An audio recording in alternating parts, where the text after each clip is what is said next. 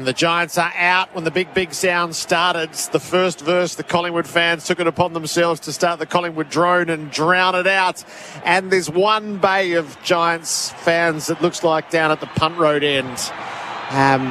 It's an even smaller army than usual just for the moment. Maybe there's another pocket of them that will reveal themselves as we go, but they've got their placards and they've got their flags. And they've got their pom-poms as well to shake up for the orange tsunami and see what they can do at the MCG. It's going to be a lopsided environment, that's for sure. That's just a little taster with the Magpies warming up down in the rooms below.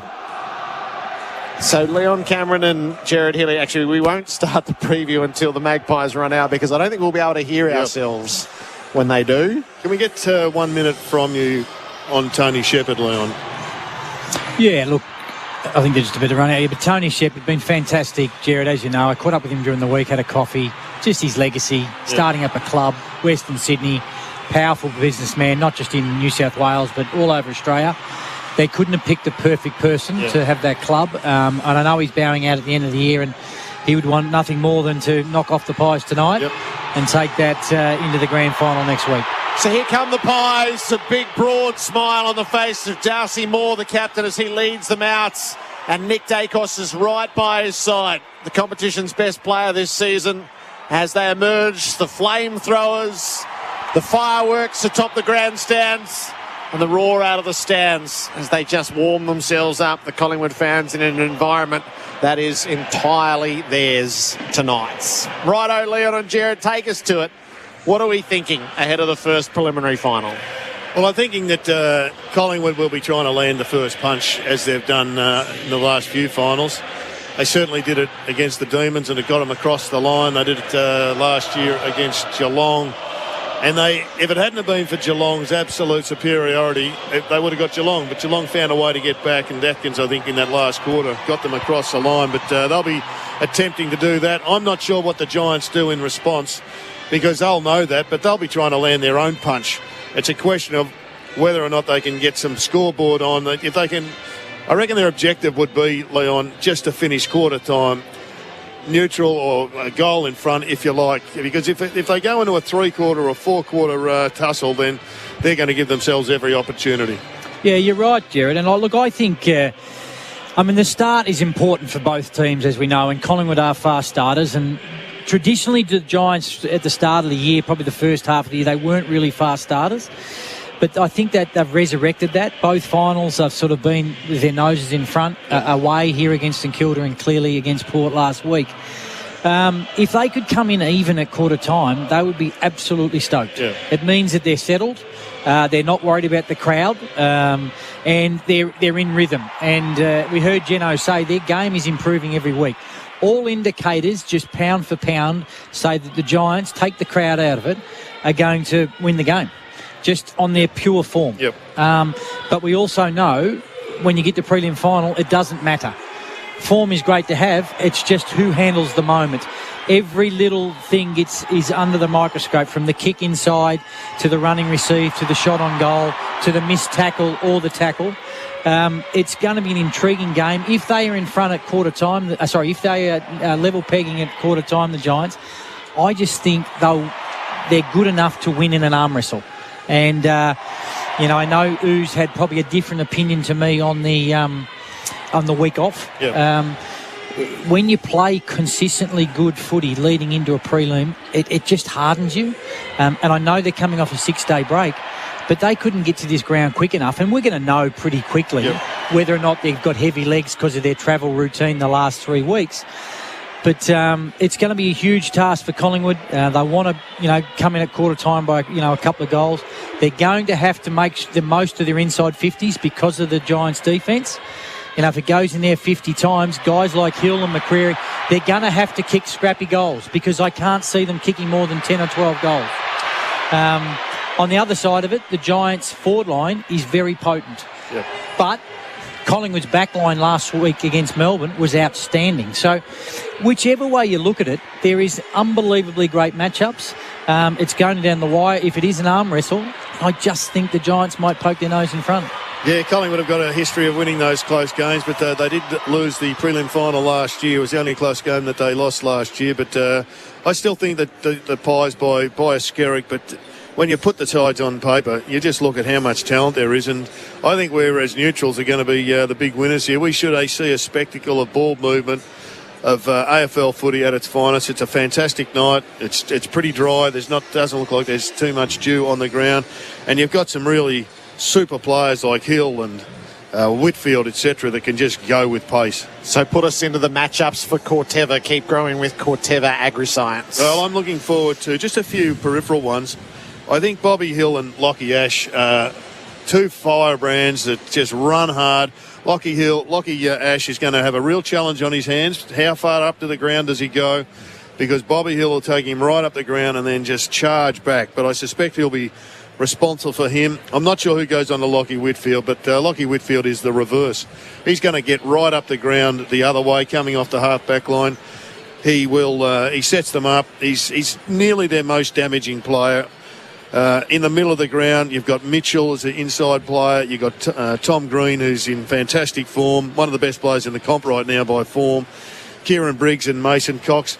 I mean, Mason Cox may wind it right back to 2018, where he put on a Wayne Carey-esque type display in the prelim final against the Tigers, where it was 2-10 at half-time, and Mason Cox was near best on ground. So Darcy Cameron's doing all the ruck work in the middle and for the boundary throw-ins, and Nick Dacos has been working with the midfield group as well. Mason Cox is over here on his own, having kicked a kick with a couple of the Collingwood assistants. So it looks as if Cameron's going to start in the ruck. Dacos might start in the middle, and Cox will start on the bench, I'd reckon. He's not even warming up with the forwards, Mason Cox. No, it's a good pick-up, Dwayne. Yeah. On the wings, you've got Dacos and Kelly and Sidebottom and Callahan, who's, these youngster versus one of the blokes, the older statesman in the game. I hope they go head-to-head, because Finn Callahan is a player that I'm sure you would have liked to have seen a little bit more of, Leon, but he's just getting better and better. And the key matchup, I think, today, though, has got to be Toby Green and Braden Maynard. I'll be surprised if that's not the case. Maybe Quaynor could push over to Toby Green, but he's got some others that he needs to pick up. Yeah, I agree. And look, it's going to be a magnificent matchup, those two, in the front half for the Giants. I think the Pies defence have got a decision. Do they go Murphy with Hogan, or they just play their system and Moore and Murphy absorb him? Yep. Cannot underestimate Hogan. He's got a huge work rate.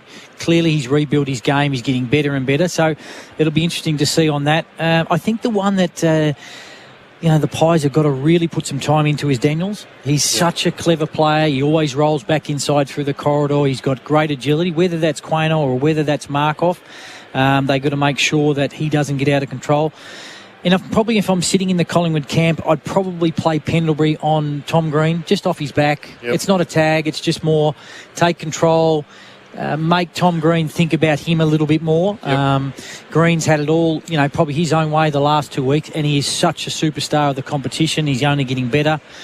And down the other end, like the Taylor-McStay matchup, and I think Myercheck will probably be picked up by Buckley, and Iden will probably go to Elliott. So there's matchups everywhere, Jared, as you mentioned before, and it's just a fantastic prelim final setup, because they're just coming from two different angles, and one is in unbelievable good form. I'm not saying Collingwood isn't, because they're in form. It's just that there's another level for the Giants. I look at Dacos, Crisp and De Goey, and if they can get that running power, we talk about the Orange Tsunami.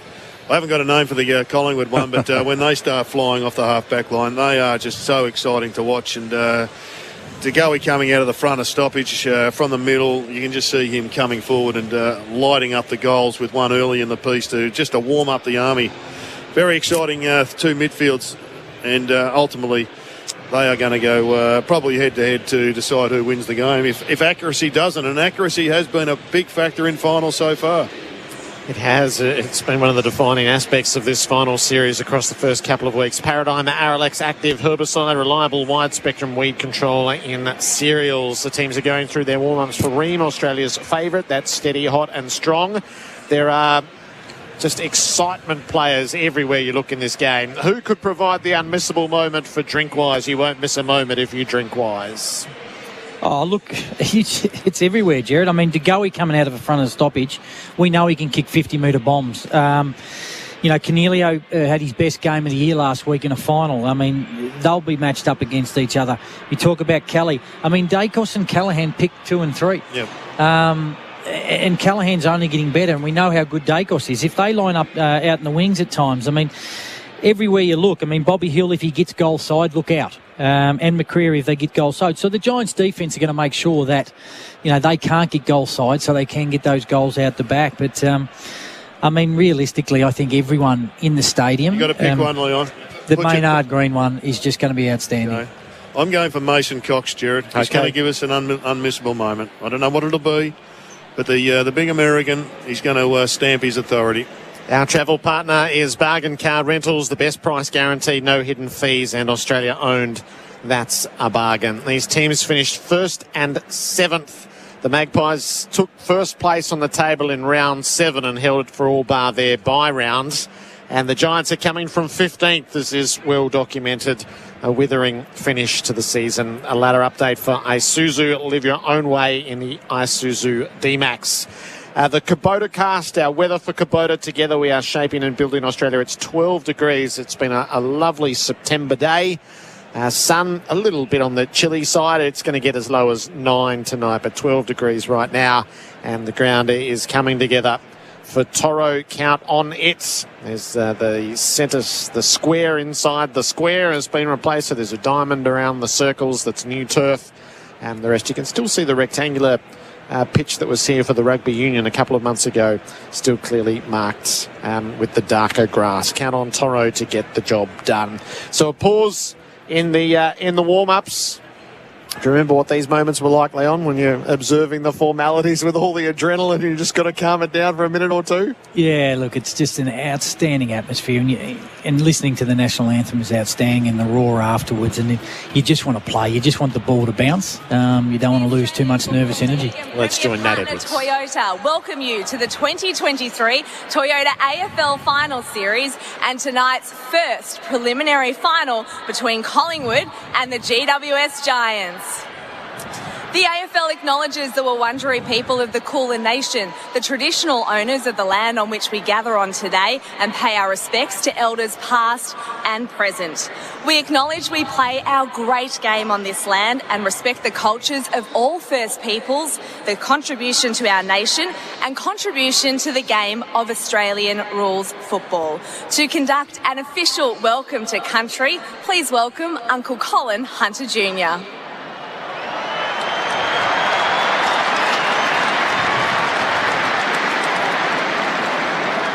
I'd like to start by acknowledging that this evening we are meeting on the lands of my ancestors, the Wurundjeri people, and I'd like to take this opportunity to pay my respects to my elders, both past, present and emerging, elders from all nations, but I particularly want to pay my respects to everyone gathered here this evening. But I'd always like to acknowledge the Aboriginal and Torres Strait Islander people joining us. I'd like to acknowledge them and pay my deepest respects to them. Woomajeka, welcome. Wurundjeri Balik, Yimin Kondi Bik. The Wurundjeri people welcome everyone to land today. Wurundjeri, no, Bunumbor War, Kondi Negnak, Dubin and Bik, Bulik Bor, Chilikan. The Wurundjeri people want to look after and protect the land as they did long before. Wurundjeri country extends from the inner city of Melbourne. It goes across the mountains of the Great Dividing Range, west to the Werribee River, south to the Mordialloc Creek and east to Mount Borbor. And the Wurundjeri people are part of the Kulin Nation and of the Warrong language group. And while you're on Wurundjeri country, you're most welcome to the traditional lands and the waterways of the Wurundjeri people. So Woomajeka, welcome, enjoy the game. Thank you. Thank you, Uncle Colin. A beautiful welcome. If you are able, would you now please rise, remove your hats and join the coaches, players and umpires for the Australian National Anthem, tonight performed by Zandra Chavello.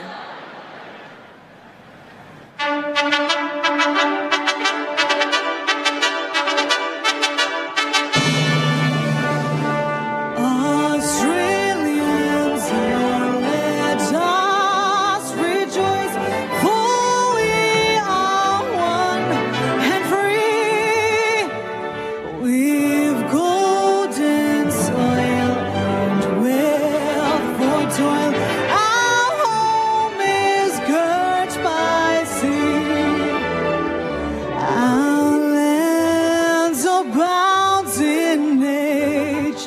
waves of beauty, rich and rare.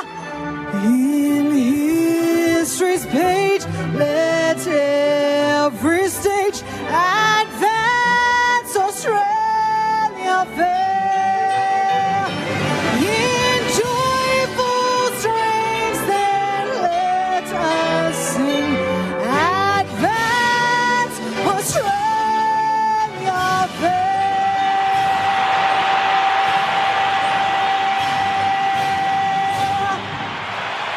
There is nowhere else in the world you would rather be than with this throng at the MCG right now. A couple of minutes away from the first preliminary final. Down at the Punt Road end, the one bay of Giants fans. They don't seem to even have the whole bay. They feel like you can measure them by the dozens rather than by the hundreds tonight, and in what has been pitted against them in Magpie colours. Final piece of the warm-ups and the final word from our experts for Local Expert. Get the job done with Local Expert. Leon Cameron and Jared Healy. Well, Leon, I'm seeing more than just a few Orange supporters down behind the goals. They're speckled around, but speckled is about the best we can come from. But they're not the important ones. It's the 23 in the orange jumpers out there at the present time who are going up against this immovable force called the Collingwood Footy Club. They've got running power as good as Collingwood's. They've got strike force potentially better than Collingwood's. But they've got a massive challenge here tonight. And Collingwood, well, they've just got the challenge of expectation. They've been the best side all year. Expectation can be really heavy, but I love the coach and the way he handles Collingwood. They're mentally really prepared. They've had a bit of a down patch 4 or 5 weeks ago, but they built their way back into it. Their footy against Melbourne the first quarter. If they play like that, they will win the flag by 10 goals. It's not as easy. If they get through tonight, they're going to be incredibly well placed. So, yeah, look, Collingwood have been the best side, as you said, Jared, all year, and just got that feeling that prelims are so hard to win. And as I said, if the Giants are in it at quarter time and they have an arm wrestle, I just think that they can come out the other side just because of just the form they're in. But it's going to be a wonderful final, and to predict a winner is just, you've got to be Nostradamus, I think. And I'm looking forward to just the matchups all over the game. And you mentioned the speed of ball from both sides. Let's hope we can see a really good scoring fest prelim final, and one that's just going to be a memorable one that we're talking about for ages. I think Darcy Moore is a real key for Collingwood and for a Giants victory. They've got to work the ball around him. Can't have him coming in and taking intercept marks. But it's an opportunity for someone to write their own histories. Toby Green couldn't have had a better season, but in reality he can. He can lead this side into a grand final. Bobby Hill was huge last week. Has Sidebottom got another big game left in him?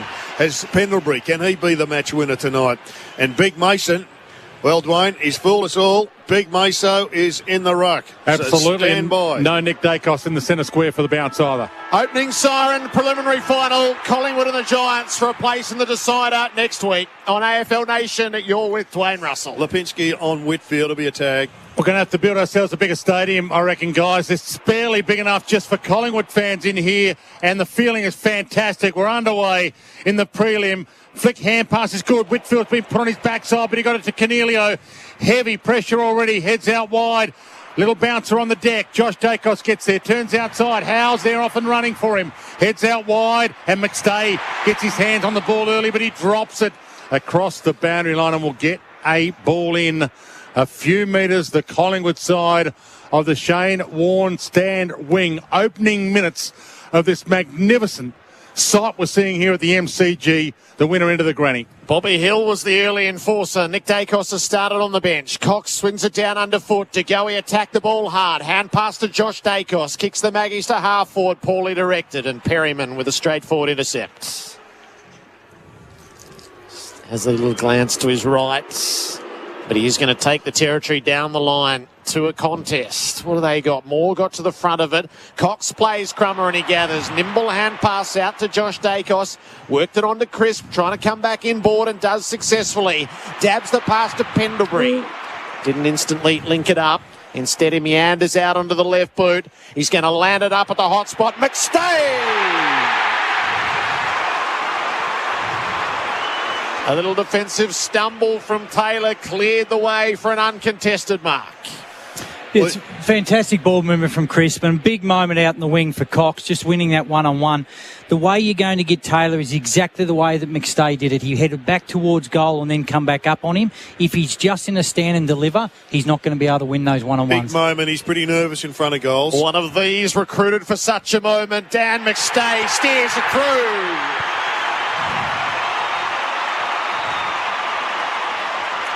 And the black and white army roar early. 1 straight to nothing after 2 minutes on the Glencore scoreboard, advancing everyday life. Well, the Giants would know they're alive right now, but well done to the big American getting that ball up. He's got good hands. He's improved as a player over the last 2 years under McRae. And it was a great kick going inside for McStay. But as you said, Leon, it was a terrific move. It was the Dunstall duck back move. He went back and then he came forward, and great kick. Yeah, and you pointed out the start of the bounce, Jared. It's whether Lipinski goes with Whitfield. It sort of sits off his back, but at stoppage he wasn't. So that's going to be a really interesting matchup. I hope you can feel it as well as hear it. The Collingwood chat ringing around the MCG back in the middle. And it's Briggs and Cox, and you can hear a pin drop now from the restart. They size each other up. Cox double-handed pat down to De Goey. Got it to Chris, got it to Pendlebury. Had to go off the deck. Kicks a little roller towards the wing. Kelly got there first. Side bottom had him. Got a little kick away. Travelled about 8. Little chip off the deck. Went to Lipinski. He's had his jumper almost ripped off him straight away. He's almost bare-chested as he dives back in to lay this tackle. And we'll get another ball up middle of the ground. Yeah, not made of the stuff they used to be made of, these jumpers. Ball up middle of the ground. Collingwood leading 1-0. Briggs wings the tap, but side bottom is onto it. Brush to tackle, got it onto the boot. Lands at half forward. McStay made the contest. Loose ball. Hills in and after it. Ash gathered, ran into Lipinski. Tackled, held the footy up. Earns the ball up. Interesting setup at that stop. He's lucky Ash was the stay-at-home defender. His man went up the ground and he just left him there. AFL Nation for Elders Home Loans and for Tyre Power. Big footy final sale. In the skirmish, off the ground goes Daniels. It worked. Kelly, sharp hand pass to Cornelio. Giants come forward for the first time. Kick was out in front of Hogan. Murphy beat him to it, towed it away. Not quite clear though. Hogan got a hand pass to nobody in particular. Toby Green and Maynard went to ground together. The ball is buried underneath them somewhere. Yeah, McCreary's pace is going to be interesting, or is it Murphy's pace on Hogan? Could be a problem for Hogan. So still Maynard on Toby Green at the moment. Cox, little backhander at half back, fling over the head from Tom Green. Couldn't get it to a teammate. Penalty wrapped up quickly by Whitfield. Will get a ball up just inside attacking 50 for the Giants. And you know that, Jared, Collingwood are sending an extra up at the stoppage and allowing Ash to play that spare, especially between the arcs. Leon Cameron with Jared Healy. Great to have him in the house. From the ball up to Goey. Quick fire handball through the legs of Lipinski. McCreary a little toe off the deck, but it'll be a Collingwood ball. It's coming back to De Goey at centre half back. The Glencore scoreboard advancing everyday life. Collingwood 1 straight. Giants yet to score. 4 minutes gone. Opening term on the Makita XGT clock, and Maynard's got it. Collingwood fans have decided to wrap the arms around him vocally. Up to side bottom. Stationary play down the members' wing. Kick long down the line. Cox and Briggs set themselves. Briggs made a spoil. Has to be one underneath. Cox dabs it ever so cleverly off the ground to go. He couldn't quite complete the task by hand. Taylor on the turnover. Got it away. Kick went down the line. Straight back to side bottom from Ash. It's a Collingwood ball at halfway. Side bottom looks around. Almost every Giant ahead of him now as he stands outside the boundary line. Now skips his way in. Mason Cox might go up unopposed here. He does. They came late, but knocked it down to McCreary. Sidestep one. Sidestepped the couple. Gave it to Lipinski by foot. He intended to go. He turned in the tackle by Cornelio. Brought to the deck. 40 from Collingwood's goal. And we'll get another ball up. Our experts for local expert, a job well done. Jared Healy and Leon Cameron. It's that forward surge that can really, really cause the Giants a bit of issue. They did really well to defend at the Giants this end. Crisp at the stoppage, threw it onto the boot, had good direction about it. He wobbled it home. Collingwood have got the first 2. And the fireworks spark atop the grandstand again. 2 straight to nothing after 6 minutes on the Glencore scoreboard, advancing everyday life. Yeah, it's interesting, Jared. I mean, Collingwood are Here Here's comes Nick Dacos. I'll stop there. Yeah, the roar was enormous, but you were going to make the point, Leon. Collingwood are sending that extra up and stoppage between the arcs, and just then Crisp was the spare. Yep. The Giants have got to be careful. Do they make that decision? Does the halfback flankers come up with him? And right now, Collingwood are probably on top in that moment, so they've got a decision. Do they take the numerical or do they come up? So Craig McRae's pulled another surprise here. Nick Dacos has come on and gone forward. He's inside attacking 50. So not at half-back, not in the middle. Started on the bench, straight in the forward line, and Cox in the ruck against Briggs. Perfect start for Collingwood, and Cox wins another knockdown to De Goey. Back to Mason Cox. Tried to get a toe poke in the Nick Dacos direction. Couldn't get away with it. Ash caught by the arm. His kick as he was slung found side bottom. And side bottom about to send Collingwood forward again. Heads wide. A chance for the Leapers. Elliott got there late, at least competed, knocked it down. Kelly front of the pack for the Giants. Heads toward the wing. Hogan gets his moment. Got up!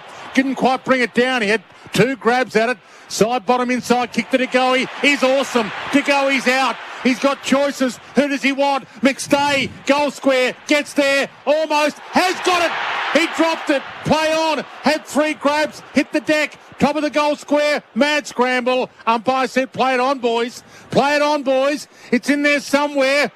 The scramble continues. He's going to have to ball it up. He does now. Well, they're dominating at the moment, the Pies. They've got this early start that they've made their own through the last few finals. McStay had almost all of that. Mason Cox is having an impact with just little tiny things. Briggs threw Cox away, got away with it, but couldn't do anything with a kick, so it's still at the top of the goal square, and it'll be balled up once more. Yeah, he's using the soccer kick to advantage at the moment, Big Meso, if not the tap out. Briggs reached in, won a tap. Toby Green's put himself at the source. His kick is up in the air, and Lloyd makes it good. They need a bit of territorial reprieve here, the Giants. They have been defending for the first 8.5 minutes of the match. Kick comes across the face of goal to Iden. He needs a target on the way out. He goes for a bouncing run. Caresses the kick for Ash, who can turn and flip the hand pass out wide to Himmelberg. Up the line he goes. He wants Brown. He had good position and he takes the mark. Well, that's 50. Inboard, yes. Yeah. Jared saw it. 50 is called. Now Daniels got the kick delivered to the square, but it's all going to have to come back. Brown is going to be put well within range. It had to be 50 against side bottom. Very stiff though, the Giants. They had that one sorted. Lockie Keefe was desperate for a shot. Yeah, and look, that's where the Giants' form has been absolutely outstanding in the last 6 or 7 weeks, taking from one end of the ground to the other. Now, they got lucky with the 50, but that overlap, Collingwood covered the corridor, but the Giants worked away. They switched the footy, got the overlap and the run, and they look really dangerous from there. Big shot this. Callum Brown, it is simple enough in normal circumstances. 35 out, no angle, poor strike, missed to the right. So the Giants didn't get what they needed. They're down 50. By 11. Isn't it, the Jared? 50 cost them a goal. Cost them a goal. But it's one of those goals that he'd normally kick. He's a pretty accurate kick, but that's what 95,000 barracking against you might do. Howe heads to Cameron, up he comes and takes the mark. Half-back flank for Collingwood. Poor checking there by Himmelberg. He should have been able to read that one. The ruckman was 10 metres in front of him. Chip kick inside to Howe. His chip kick to Mitchell. Worked their way almost to the wing. Mitchell back pedals to half-back. They lead 2 straight to 1 behind Collingwood on the Glencore advancing everyday life scoreboard. Mitchell heads long. Elliott might get up. Oh, boy, did he get up, but he didn't mark it. De Goey crumbed it, wobbled it inside 50. I think he'll get away with that. Did he have sufficient intent? Umpires look around and say, yeah. Very rarely gets played in the front 50, doesn't it, No. Dwayne? Yeah. Not the way Collingwood are going, though. They're just surging forward and getting to the front of every stoppage. Running hot for Ream, Australia's favourite. That's steady, hot and strong. Forward 50 throw in. Punched by Cameron all the way back to the boundary and over. Front square, just classic roving type. That time it was De Goey. Ball just bringing it to the ground. I suspect that under pressure, the coach had just said, we don't care if you mark it, just bring it to the ground. We'll have some representation there. 40 metres out from the Collingwood goal. They're attacking the punt road end in this opening term. Cameron tapped it down. Cornelio through the stoppage, but he fumbled, left it behind. Mitchell, sharp hands. Crisp tries to keep the momentum going. Mitchell out the back. Cameron has to win a ground ball. He ran into a tackle. The moment that he did, it'll be balled up. Well, they're dominating possession, Collingwood. Dominating the game. 22-38. Inside 50s at 2-5. At the moment, it's not hopeless on the scoreboard. It's manageable, but they wouldn't want to concede any more. Side bottom, side step, gave it to Myercheck, who sprays it a little wide, and it's only a behind, although the boundary umpire and the goal umpire just having a chat about it. Did it actually snick the padding of the behind post? And they don't have Snicko on the behind post, so they're going to have to go with what the vision tells them as opposed to the spike on edge. So this will be an interesting one. Might be only a matter of time. Obviously, it's money to get Snicko on the behind post. How much it cost Wayne a Snicko? Oh, I'm not sure. That's up above my pay grade, but surely if we're going to get that serious about games that are won and lost by points, this could be a point or it could be out of bounds on the full. It's one of the two, and we don't know which one just yet.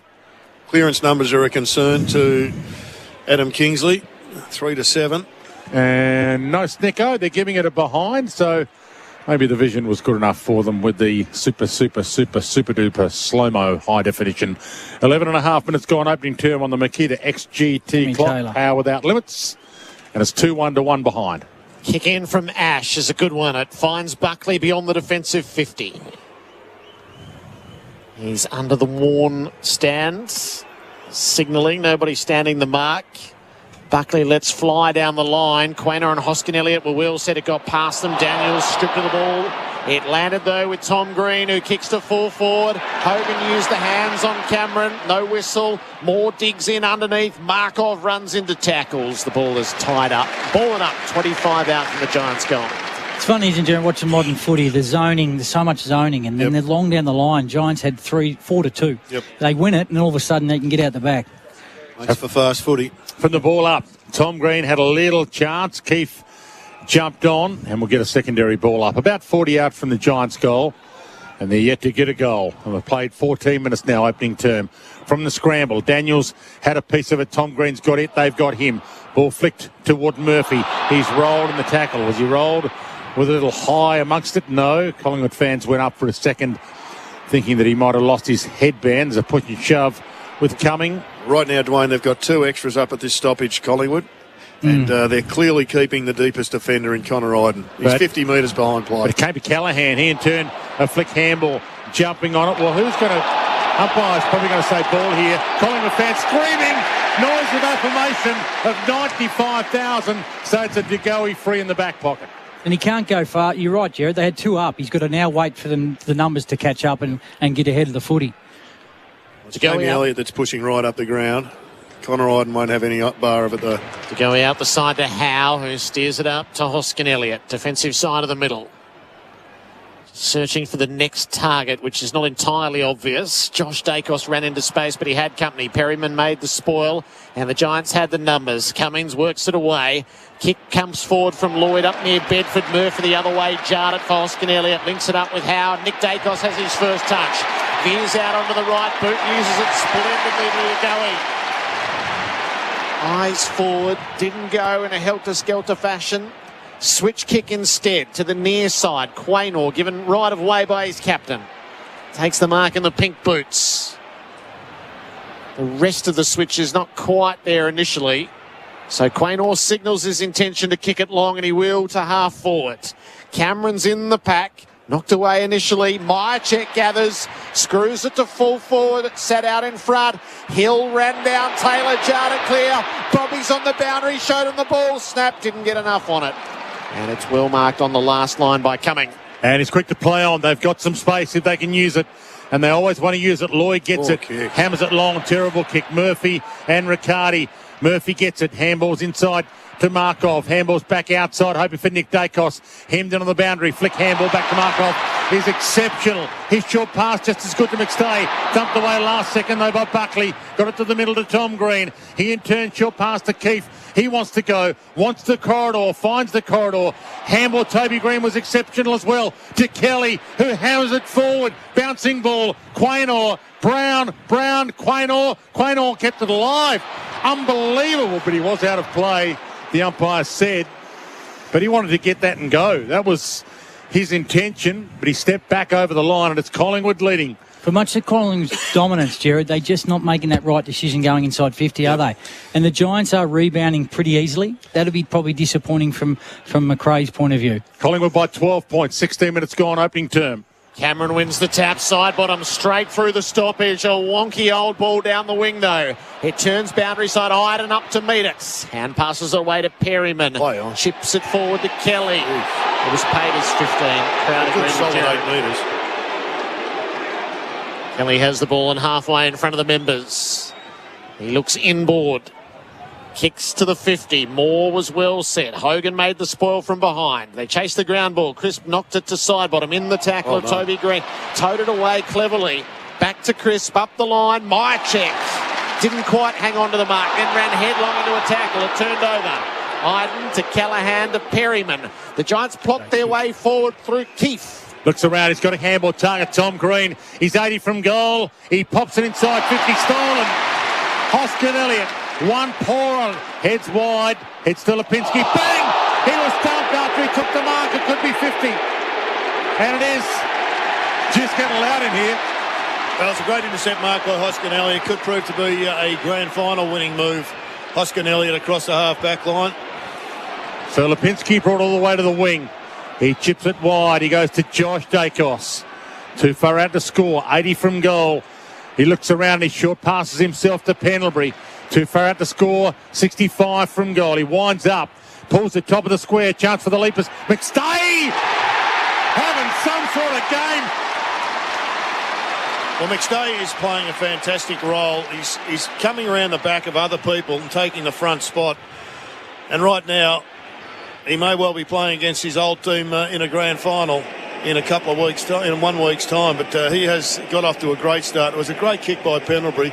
They've got Mason Cox down there, and Mason Cox is basically giving him the shield and the block, and he just comes around, takes the front spot.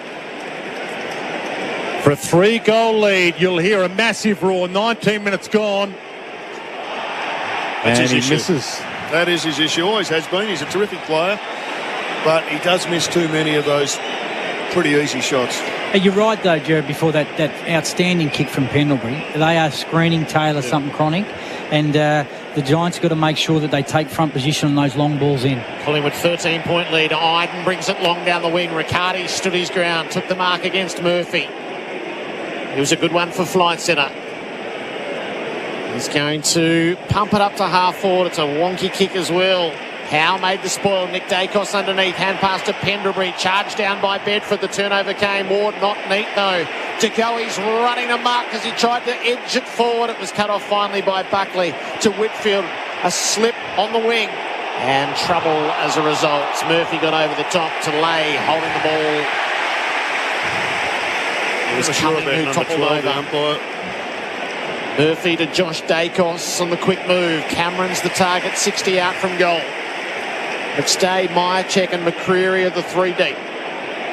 Cameron was looking to play around the perimeter. He's being called to play on. And now he'll loft it up to full forward. Cox has got there with Keefe. Out came Buckley as the third man to intercept.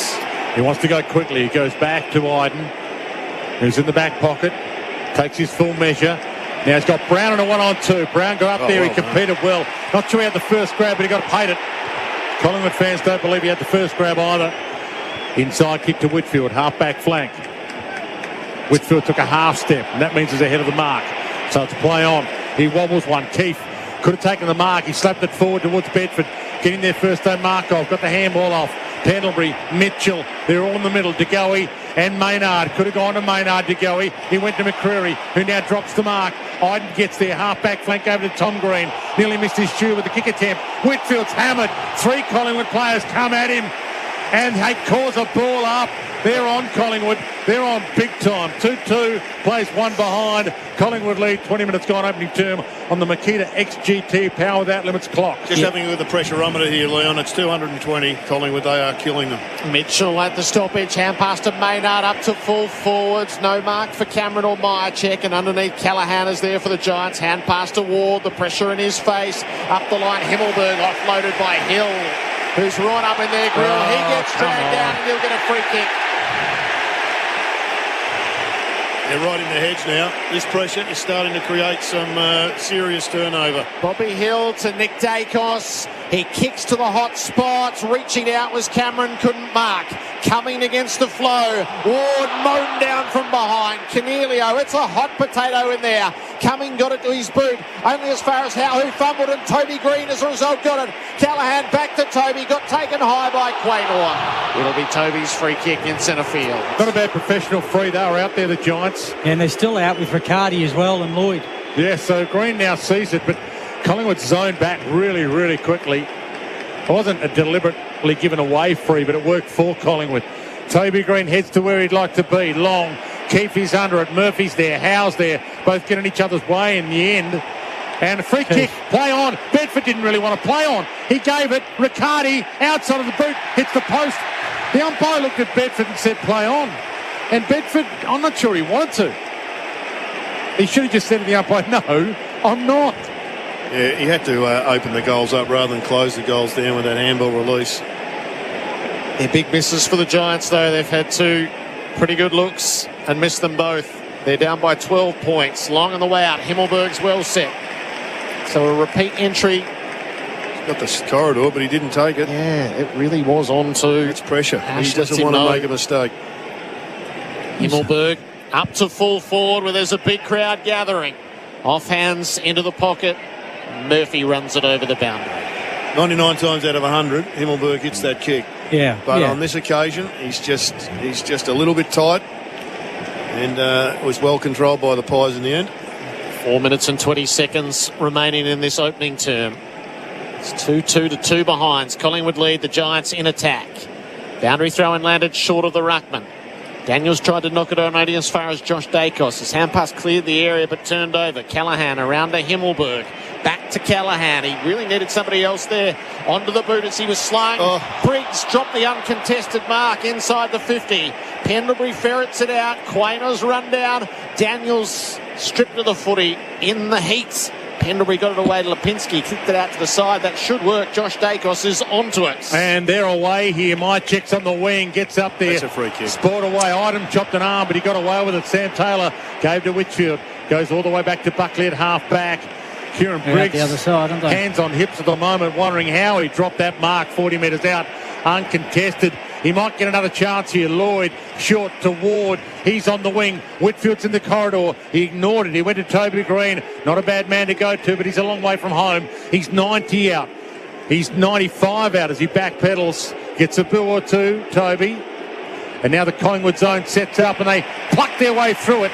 Daniels takes the mark. 45 directly out. And with 3 minutes left in the opening term and no goals on the board for the Giants, I'm not telling you much if I tell you Daniels needs to kick this. It's not out of control, though. And that's the good thing for the Giants, because they haven't been good. And Collingwood have been good and should have had more score on the board.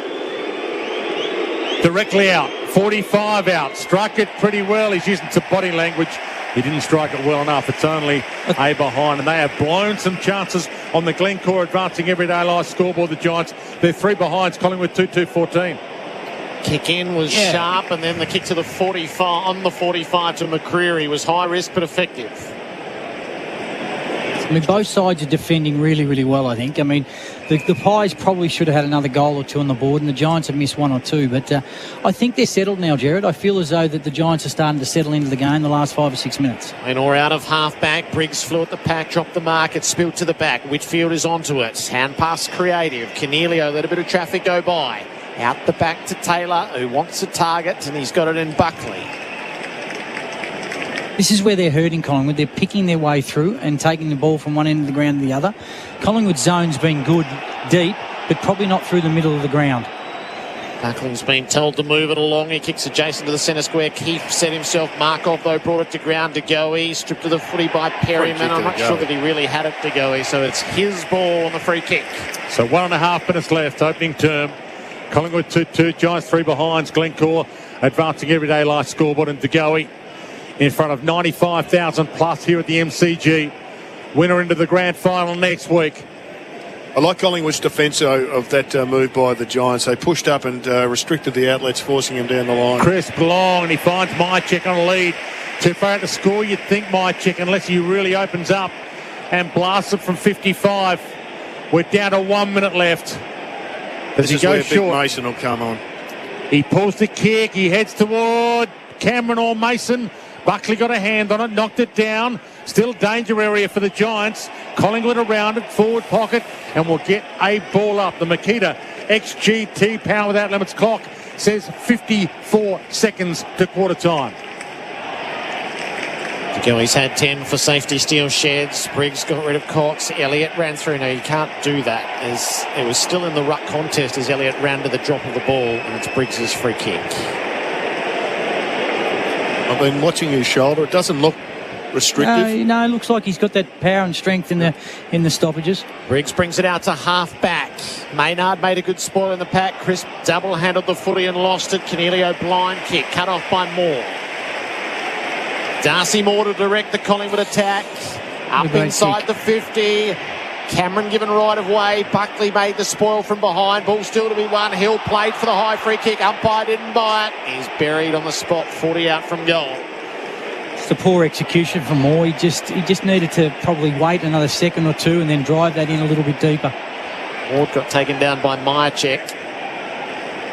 Skirmish in the aftermath. Tossed up. Cameron taps it down underfoot. Crisp and Hill and Mychik are all been a nuisance. Oh, a suplex. Taken to the turf was Mychik.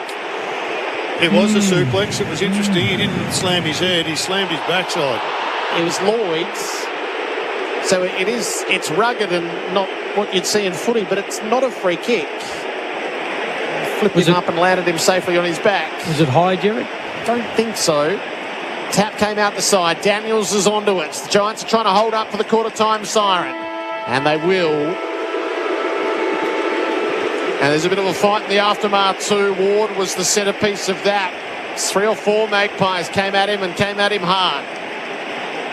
So the fight to punctuate the opening term, which is tilted in Collingwood's favour on the scoreboard, 2-2-14. The Giants missed their moments. They have 3 behinds to show for their work, but they did balance up after getting jumped early. McStay and Crisp are the goal kickers in the game. 11-point margin on the Glencore scoreboard, advancing everyday life. AFL Nation is for Elders Home Loans and Tyre Power Big Footy Final Sale. That quarter on AFL Nation was for Glencore, advancing everyday life. Learn more, search Glencore. The Makini side radio is kicking along. The boys are on a smuggle and it's taking too long. They're spinning some lies, having a yak. Now all I want is my Makita back. You better get screwed, you better get sore. It's bloody grown legs, it's not here anymore. It's jacked on power with a battery pack. Now all I want is my Makita back. I want my Makita back. I want my Makita back. I want my Makita back.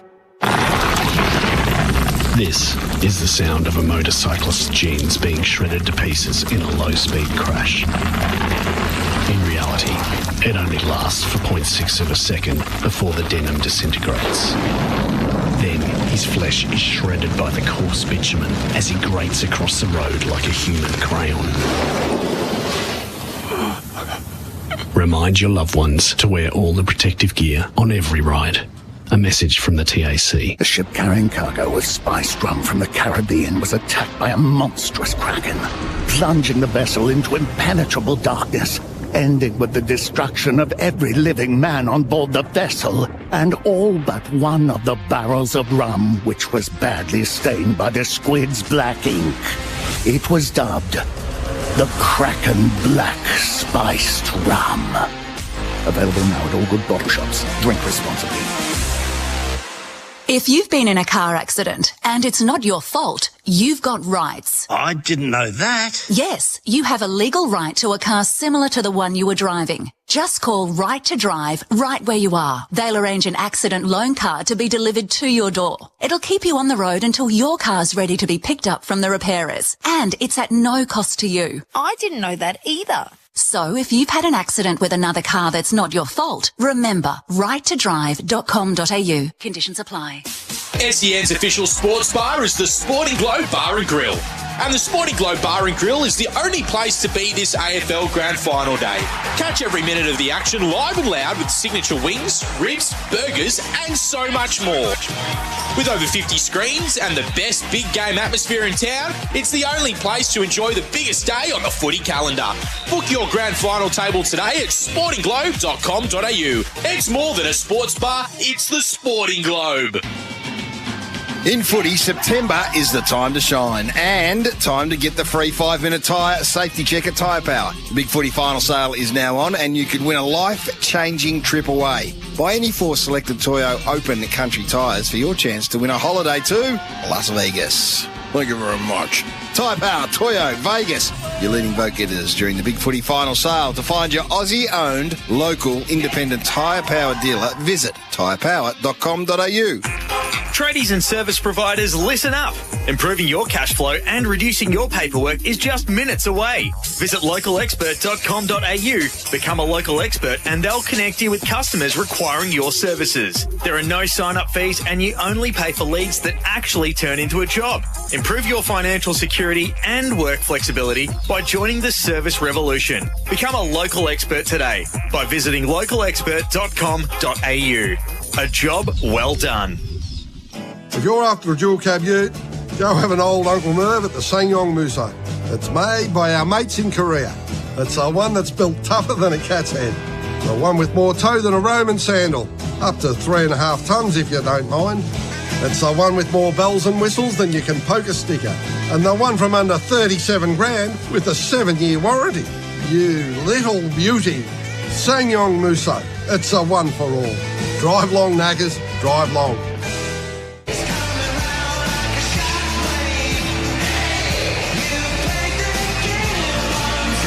You're listening to the finals on AFL Nation for Elders Real Estate and Tyre Power. Big Footy Final Sale. He's going to land it up at the hot spot. McStay! Big moment. He's pretty nervous in front of goals. One of these recruited for such a moment. Dan McStay steers it through. And the black and white army roar early. Brought to the deck, 40 from Collingwood's goal. Crisp at the stoppage, threw it onto the boot, had good direction about it. He wobbled it home. Collingwood have got the first 2, and the fireworks spark atop the grandstand again. Maccas, I'm loving it moments. The Monopoly game at Maccas is back. And it's still just those 2 goals at quarter time. 2-2-14 Collingwood, the Giants 3 behinds. Our major partner is the TAC. Don't use your phone illegally while driving. TAC. Jared Healy, Leon Cameron. Well, to me, Leon, Collingwood looked more assured at this stage, and they've had much more experience at this pressure end than the Giants, who last year weren't in finals campaign. In the middle, I think that they're getting beaten. The clearance numbers are significantly in favour of Collingwood. They've only got 1 goal from them, so that's the bonus. And it was a forward 50 stoppage, but they're just getting territory. I don't think the Giants are playing okay with transition, but getting the ball quickly enough inside the forward 50 to create a shot on goal is their biggest issue. So they need to settle a bit here and rest back to close control. The delivery of the ball to the middle of the ground. The Monopoly game at Maccas is back. Second term. Collingwood to the Social Club ends. Giants kicking to the left as we look at it. Collingwood by 11. Opening bounce set down. Cameron wins the tap. Nick Dacos couldn't quite handle it. Tom Green off the ground to half forward. Howe had a play, couldn't haul it in. Daniels underneath, dispossessed. Brown lends a hands. Howe, hand pass chopped off. Tom Green did well, kicks out in front of Hogan. Moore wears him close, and the ball trickles away end over end out of play. Interesting battle between Green and Pendlebury, Leon. Yeah, and Green's had the 10. He started well to start the quarter well, so he's had a really big final series. But Pendlebury just sits off his back and makes sure his possessions aren't dangerous. Boundary throw in, nothing definitive from the ruck, and to go he comes storming out of the back pocket, and he plays it well for Myercheck over on the worn wing. They've still got the extra back. Iden just will not get sucked up the ground. Myercheck went by handle. Lipinski inside kick. It hit the deck. Chris claims the mark. Obviously gathered it millimetres from the deck. And he's on the wing, on the logo, looking forward as to what might be on offer. He gives some air. Chance for the leapers. Cameron! Not the second grab, though. Hit the deck. Nick Dacos got it. They've got him. Quick fire handball to Mychek, and his face planted on the way to the deck. Was that suplex a dangerous tackle, did you think? Was it dangerous? I don't think so. Suplex by design, slightly dangerous. It was a wrestling move. Very... Depends on where concussion comes from, Dwayne. Okay. Picked up by Whitfield. He floats it wide. It'll be coming back here. Markov marks it, and Markov marked it well. This is where they're having trouble, just that long ball in. Just whether they can get a little bit of space here. It's a kick to the top of the goal square. Elliott had a fly from the side, not a real threat. Cameron ended up with the bump ball out of midair. Elliott poked it through for a behind the left. Creative. Good idea. They're up by 12 on the Mate Internet and Mobile scoreboard. So it's one of those games where they haven't really been in it, but they're not out of it, the Giants. Which they'll be happy about as Whitfield heads wide. Up flies Hogan, comes down to half-back. Takes a good contested mark. There was some heat on him. Got it on a half-back flank. Has Jesse. Warren stands side. They're kicking to the punt road end. He would have hit the roof if there was one. He got it high, and Cameron stood under it and took the mark. That's just not good enough from the forwards of the Giants. That had to be a contest there. So wide to Josh Dacos. He was caught as he kicked it. Got it to half forward. Thumped away by Briggs. He could have gone for the mark. Hogan's got it. Flicks a handball out wide to Kelly. Half-back flank, got it to Cornelio. What was it to Toby Green? If it sits, he's away. It sits, and he's away. He gets corralled. Pops the pass nicely to Keith. And they're about to go inside 50 of the Giants and maybe get their first goal of the night. So they've had so many blokes up the ground like Hogan that they've just had to sit and wait. Let some orange representation get inside the 50. Keith kicks now into the pockets. He set Daniels a big task. Koskinelli got the fist to it. It's out of bounds. Well, Daniels and Toby Bedford really haven't had an impact at the present time, and they've been one of their great strengths. Yeah, and look, they get an opportunity here at a forward stoppage, whether they can, be creative around this, but they are getting up really, really high to help their defence. Right forward pocket for the Giants. Briggs had front position. Cameron worked it well. Knocked it down to Josh Dacos. Off to DeGoey. Bounces it out of half-back. Ash did well, full-chested. Bunted it to Whitfield. Kicks to the hot spot, and Brown on the flowing lead takes the mark in the channel. It's a great kick from Whitfield. Just perfectly weighted. Just got over the hands of the Pies defender. So this is his second crack at it. They can't afford to go 3-0 from set shots. No, and you think he's going to learn from the first quarter. He settled into it. Really good set shot normally. He is. Callum Brown, he'll be a couple of steps inside the 50. His Giants need it. Brown right foot drop punt. That's even worse than the previous. Sliced it out to the right and wastes the power pass from Whitfield for Bunnings. Bunnings trade loves footy. It's an 11-point margin. It's a disappointing miss, Stuart, as you know, just to get settled, get the first goal, big deep breath. They're in the game. They're absolutely in the game. They just need to, find the big sticks. It's a big moment for the Irishman. A couple of huge moments there in front of 95,000 barracking against him. He's missed both. Howe down the line towards Cameron. Briggs out muscles him, takes a good, strong, contested mark. So the Giants about to head back towards attacking 50. Briggs heads long. He's got Hogan, he's got Keefe, he's got Maynard. Good fly, a bit of hang time for Flight Centre from Braden Maynard there. One of the mark of the night contenders in the back pocket for Collingwood. Thanks to Flight Centre. Sneaks the short pass forward to Crisp. Around the grounds for Chemist Warehouse. Penrith 16, Storm 4 in the first half of the preliminary final in the NRL. Crisp kicked down the members' wing, and a well set was Taylor to take the mark. Well, they just have to keep going down the line because Collingwood are just blocking the corridor each and every time.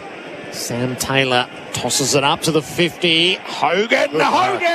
That's a super grab. His marking form has really improved over the back half of this season, and he's one of the few Giants, without having kicked a goal, that has looked really sharp. Hand pass to Toby Green on the fly by the skipper. That'll do it. It gets the Giants their first major. Toby inserts himself after Hogan, the power forward, hauled it in. It's a lovely play for visitmildura.com.au. 1-4-10 the Giants, 2-3-15 the Pies. We've gone 6 minutes of the second term on the Mate Internet and Mobile scoreboard. Yeah, look, Collingwood would be really disappointed. Just Toby Green hovering around that. They knew Hogan wouldn't have made the distance. And you've just, basically brought Toby into the game. Now all of a sudden he's got one on the scoreboard. He's feeling good about himself. Hogan's taken a mark. Taylor's taken a mark. That's probably his first intercept mark as well. Briggs has taken a mark. In the space of that 6 or 7 minutes, that all of a sudden the Giants are in the game now and only 5 points down, inside 50s, contested possession. The only differential really is the clearances. Yep, and this is a big one.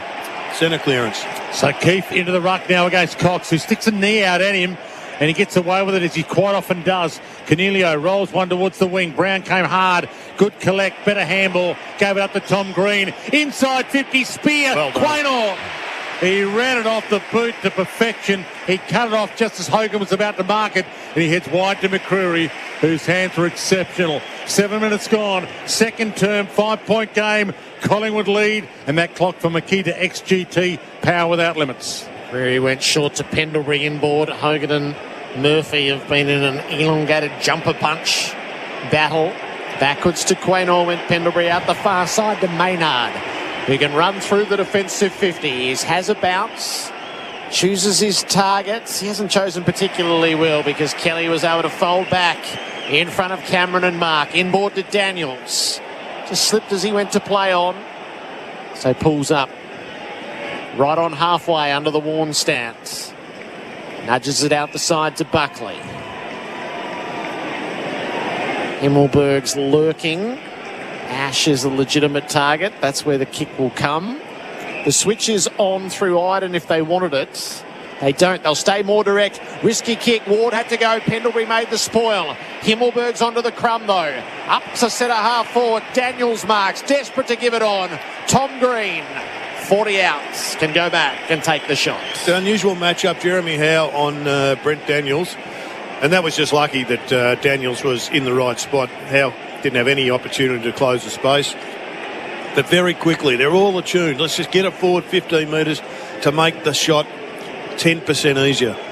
Yeah, and look, what's happening, Collingwood are really struggling with their ball movement. Yeah. If they're not going fast, the slow ball movement is falling into the advantageous for the Giants, and they're rebounding really quickly. To give the Giants the lead, Tom Green from the 50, sent it on its path. Oh, has it been touched or did it carry? It carried. Tom Green squeaks it home, and the Greens have propelled the Orange to the lead. 2-4-16 to Collingwood 2-3-15. 9 minutes into the second term. AFL Nation for Elders Home Loans and Tyre Power Big Footy final sale. Well, this guy was always going to be a star from the minute he put a pair of Adidas boots on. I'll give Adidas a plug. I'm not sure whose boots they've got, but he has just continued to get better. And this year, he's better at All-Australian level. And since the last this finals campaign, he's been one of their very, very finest. And that's just a great a great shot under pressure. Well done to Daniels. Laid it off. And a really big finish to give the Tsunami the lead. Yeah, and the last 2 second quarters of the last 2 finals, this is where they've made their move. Tsunami in front for the first time tonight, and Tom Green in those Adidas boots. They're Nike, but they're Adidas boots. Long kick inside 50. Hogan, little knockdown. They're inspired. Toby Green spins it around to Riccardi, can't mark it. Daniels caught, back in the Riccardi direction. Forward pocket, can he get there? Kelly did. Hoskin Elliott ahead of him, gave it to Murphy, and now his hurry kick. Was that sufficient intent? No noise of affirmation.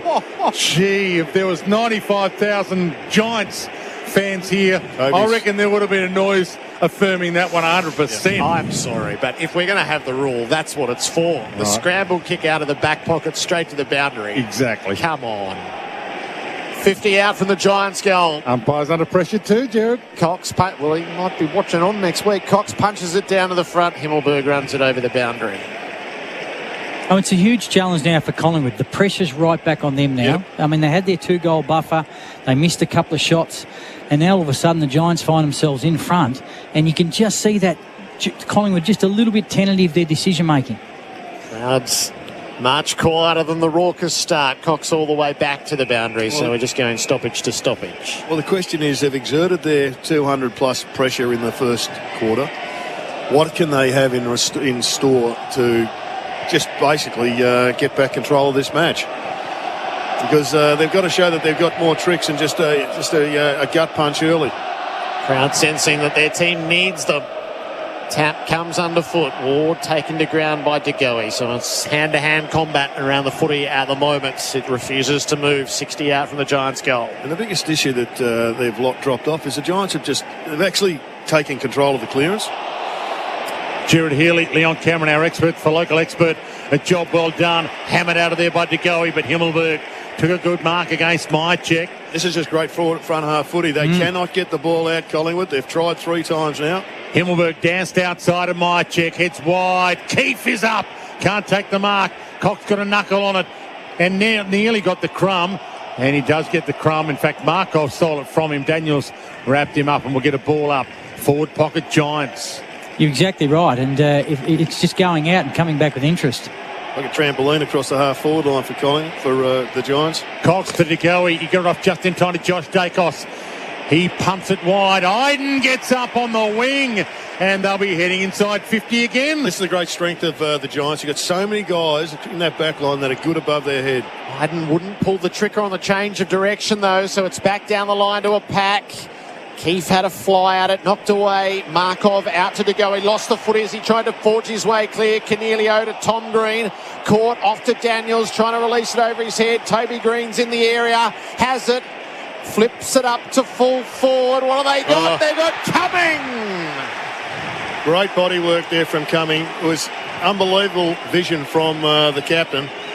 Wasn't the finest of kicks. It didn't have to be, though. There were 3 targets there. He just pushed it out there, and Cumming has got himself a shot at goal. 20 out and directly in front was where he took it. Gone back a long way. This is a nervous run-up. Team play from Toby Green for Barbecues Galore. Huge savings with Barbecues Galore. Visit in-store or online. It's a 30-metre run-up. Big deep breath. Isaac Cumming with a gilt-edged opportunity. Skips in, kicks, goals. That's 3 in a row for the Giants. And they sneak to a 7-point lead. 3-4-22 to Collingwood 2-3-15. Mate scoreboard, fair income internet without the fuss. And Jared, you said before, Collingwood's 200-plus pressure rating in the first quarter. It's just not there at the moment. And they need to find something else here, because the Giants are clearly well on top. And Tom Green is leading that charge. And contested possession, look at it. Yeah, 17-9 and for the quarter. And they just... you've got one team like the Giants playing to win. Yep. And Collingwood are like playing to sort of save. They don't want to move the ball quickly, and they're going to have to really react really quickly. This game's going to slip away. 3 centre-bounce clearances to 0. Green's got 2 of them in this term. That score for Mate Internet and Mobile. Mate Fair Dinkum Internet without the fuss. 22 plays 15, and Briggs nearly won himself the clearance. Had it stolen from him. They've put Nick Dacos in there to stop the rod. He gave it to Pendlebury. Dumps it long. Cox leads out of the square. Can't take the mark. Ball falls to the back. Himmelberg, boundary line, Bobby Hill. Himmelberg, boundary, Bobby Hill. They're all there. And there's a little nudge. It's Himmelberg's free against Bobby Hill. The umpire was right on the spot. So free kick, Giants back pocket, and they lead by 7. 10 inside 50s to 3 the Giants way in this term for safety. Steel sheds long down the line. Moore made the telling spoil in the middle of the pack. It's out of balance. And the concerning part is that in their front 50, the Giants, Collingwood's front 50, they just don't look like they've got a winner. And the Giants' defensive 7 are really settled now. Really settled. Nothing for Sidebottom, nothing for Hill, nothing for Tom Mitchell in this term. Cameron got his hand to it against Briggs. Briggs then laid the tackle on Crispy, wrapped him right up for Toro counter ball it up. Now, if young ruckmen are watching this, it's not about your hit-outs as much as it is about what you do at ground level. Except when you punch it like that to the side for Tom Green. Briggs did well. Tom Green couldn't quite make what he wanted, and Bedford took hold of Josh Dacos when he shouldn't have. The Collingwood fans find voice again. It's been 95,000 silent black and white fans for the last 6 or 7 minutes. So Josh Dacos pumps it long, top of the 50, Cameron's there, Cox is there, neither could mark it. Both had a piece of it. Briggs gets it at ground level, kicked it straight up in the air. Pendlebury takes the mark. It travelled to 15. Pendlebury wants to get up quickly, although he now backpedals calmly. Markov, wide. Short to Markov, that man. Wide. Oh, at the point of the centre square. Now all of a sudden they've got a spare. Still at the point of the centre square. He pulls a kick. Short. The leading player is Mychek. Can't mark it. Iden's over it, but he didn't really pick it up. Elliott wrapped him up. Now he's got it. And we'll get a ball up 30 metres out from Collingwood's goal. And Collingwood need a goal. Giants have kicked the last 3 of this game on the Mate Internet and Mobile scoreboard. Ball up. Cameron took it himself. Hand pass forward. Mychek looking for someone. Gone. Got caught Great by tackle. Buckley holding the ball. Yeah, if you go to handball and you think a second time, you get tackled, you're gone. It's good pressure. Yeah, absolutely. It's for Toro count on it. Buckley with the winning tackle there. He plays it up to the defensive 50 for Perryman. Looking for a target down the line. It will have to be the kick to a contest up on the wing. Hogan couldn't quite make it, and Cameron, controlling the airwaves, takes the juggling mark in front. It's one area I think the Giants need to get better at, just allowing these tall guys to take these uncontested marks. I mean, that just had to come to ground. So he pointed, I'm going long, and then he short kicked backwards to Murphy. Short kick forwards to the corridor to Hoskin Elliott. He short kicked forward to Crispy. Pulls it in one-handed, and then he played on quickly. Out wide, McCreary. He can settle things down here. Shot at goal. 48 metres out, 45-degree angle. City end. Big opportunity to Pies. Yeah, it is. And it's Dwayne, you said they need one. They desperately need one. It was good that they went through the corridor then. It looked a little bit risky, but if you continue to keep going down the line against the Giants, they are going to hurt you. Collingwood 2-3, Giants 3-4 with this kick from McCreary to come. Skips inside the 50. He started it right and it was all wrong. It was never right, even though it was too far right. I reckon he was lucky to get it. Yeah, it was interesting, wasn't it? That was the right side of the post every day of the week. Yeah, so it looked like it might have gone over the post or to the right of the post, but they've been given another point after a contentious one in the opening quarter. 3-4 plays 2-4, 18 minutes gone on the Makita XGT clock, second term. Whitfield left the defensive goal square, kicks it in long. Riccardi presented. Moore made the spoil. Pies had the numbers at the drop. Hill, sharp hand pass. Josh Dacos on the turn. No, didn't He's work. played well, Perryman, hasn't he? Yeah, He's just really calm and makes great decisions. 50 Perryman metres. incisive into the middle. There's a 50-metre penalty and all of that as well. Well, the one bloke who's running around like a chook without a head, unfortunately, is Toby Bedford. He has had a fantastic season. He cannot buy the footy at the present time. Perryman's been brought forward of the centre. He'll take a bit more ground. Kicks up to full forward. Hogan, up he went, mistimed the leap. Riccardi out of mid-air. No penetration on the kick. Swatted away. Brown underneath. Hand pass to nobody in the square. Cut off by side bottom. Oh, risky kick all the way, curling across the face of goal, straight to Buckley. That was not on from the veteran. He's never kicked a goal in his league career. Gives it to Toby. I mean, that's just Jack Buckley off to Toby poor Green. checking, isn't it?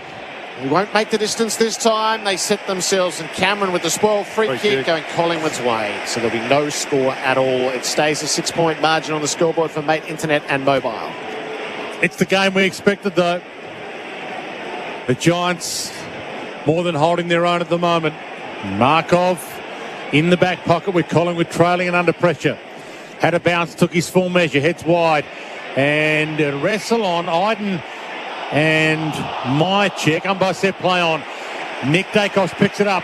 Finds a handball to Bobby Hill and he runs the wing. He's got a few Giants against him. He sidestepped a few of them. Kicked inboard to Quaynor. The decibels go up. Long Quaynor. McStay over the back. Can he bounce onto the back of it? Elliott's with him. McStay. Elliott forward pocket. Lipinski. They all looked at each other. Lipinski gets it. He was caught. Tried to handle to side bottom. They messed that up a bit. They messed it up a lot. And it's a Giants free kick.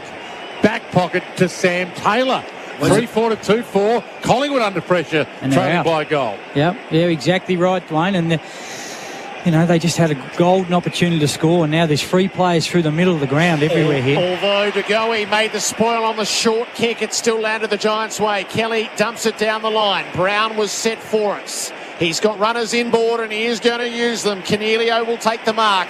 Desperate to hand pass forward and does. Kelly's on the burst. He measures his pass a bit too short. Howe helter-skelter to get there from Briggs. Cornelio, though, blind turn underneath. Too loose in the goal square. Oh. Riccardi marks. That's just a brilliant kick. To hit that target was absolutely superb. Jeremy Howe came out, spoiled that in exactly the same spot where he broke his arm earlier in the season. But the rebound shot at goal here, it was superb. Jake Riccardi, close in, 2-goal buffer for the Giants. They have kicked all 4 goals in this second term. The power pass for Bunnings. Bunnings trade loves footy. Cornelio to Riccardi, and he hits the Mate Internet and Mobile scoreboard. 4-4-28 the Giants, 2-4-16 the Pies. This is the 22nd minute of the second term. And look, Collingwood messed up the forward 50 for just 2 or 3 minutes ago, and they'd be really disappointed because they needed to score from that. But then to allow a 40-metre kick into the middle of the ground with height and then go from there, Cornelio. Again, one side is taking it on and wants to score. Another side just doesn't know how to score at the moment. Take a bow, Leon. You've made some players out here. Perryman's had an outstanding season. Cornelio, that was exceptional there. The spin, the go, the pass, and the ball up. Penalty, got it towards Degoe. He barrels his way to half forward. Got it to Nick Dacos, 50 from goal. Had to go back to Hoskin Elliott. Down steps one. Trickles one inside 50. Clean bowl Buckley. Bounce toward Mychek. He steps around the body and he misses. And the pressure mounts on Collingwood now. But I love the Degoe move, Dwayne. He took it upon himself to make an impact, and he just forced that ball out of the centre bounce. His man was Cornelio, who set up the previous goal, so there's a nice battle going on between those two. 2 tough nuts for Hardyacker, legendary gear. Giants by 11. Kick into the back pocket for Ash. And he turns and goes, takes the territory in front of him, and he's got Bedford. It didn't quite arrive, and Bedford didn't attack it either. Side bottom folded back, got a fist onto it. Bedford is just a bit rabbits in the headlights. He's having one of those nights. Hasn't had a touch this quarter. He had one in the first. Whereas Tom Green's the opposite, isn't he? He has just been outstanding. Thrown in on the members' wing. Briggs and Cameron. Bedford gets himself into it underneath. Hand pass to Ward. Shot it out the back to Daniels. Pulls his to Lloyd. Pulls his kick up the line. Cut off by Murphy, who attacked it when Riccardi dwells. Off to Quaynor. Collingwood to half forward. Mike McStay got rid of Taylor. Big push. Great to see it being paid. Riccardi's got to attack the ball more. He's looking for the body. Just attack the ball, mate. They're under the pump. Something happening here at the G. You can feel it. It's not really a big sound because there's no fans here, but there's a big feeling that the Giants' confidence is growing by the second. I don't know if that works in the song, going big feeling. No, but oh boy, I think there is a feeling out there growing that they're into this up to their eyeballs, and they need a captain's game from Moore. And he takes the mark at half back. He looks up. He goes back to Murphy by hand. He fans it wide, hoping for the runner. Howe got there, took the mark. Still at half back though. Goes inside of the corridor, and Degoe gets there. He's left at Degoe. Cox is just off the bench. He's on and free. If side bottom gets it, he can give it to him. Cox leads short, and he gives it to him. 90 from goal though, Big Mason. Got a couple of leads short. Hands it back to side bottom. They need a hero in a hurry, Collingwood. Heads out wide towards Bobby Hill. Got up, couldn't mark it. McCreary inside. Nick Dacos. It's his moment, but he can't nail it. Even the great Nick Dacos missed from 30. Pressure continues to build on Collingwood. 2-6 they've kicked now, and the Giants 4-4, and they've kicked the last 4 goals of this game. The Giants, if you just join us on the Mate Fair Dingham Internet Without the Fuss scoreboard, and the Makita XGT Power Without Limits clock says 2:25 left in the half. Whitfield out into the back pocket, takes the territory down the line. Brown against Howe. Off hands, it fell the way of Riccardi. Looping hand pass, Cornelio tried to knock it on. It was cut off by Hoskin Elliott. Hand pass to Mitchell. The Pies build on the wing. Mitchell and Moore combined, and now the kick comes up to Nick Dacos. Yeah, bad decision that time by Riccardi. It had to go down the line. It was a kick. He was free. Just Nick Dacos has kicked for Cox, who steadied himself, flew one-handed, couldn't take the mark. Lloyd barreled through underneath. Mitchell was brave, off to side bottom, tossed it up. No direction about the kick, and it is out of bounds on the full. I have a feel for the game. The scoreboard, the clock tells you conservatism on those occasions. Don't come back inboard. It was a really poor handball, nearly cost them a goal. So what do they want to do here? The Giants, they've got the ball, Taylor's hands, back pocket. There's 1.5 minutes left. He goes wide, off hands. Good collect by Callaghan. Handball's great. Got it to Brown. Fix it over the top. Nice ball movement. Great tackle, though. Riccardi was cut down. And I reckon he's hurt himself. He might have pulled a hamstring. He gets up slowly. Ball comes back, though, to Brown. Gave it to Callaghan. Flings it inside. Got it over the top to Cornelio. Inside kick is delightful on the run. Good gather. Whitfield, he's blasted and blazed away. In fact, it was Tom Green, and he's not happy with himself for that.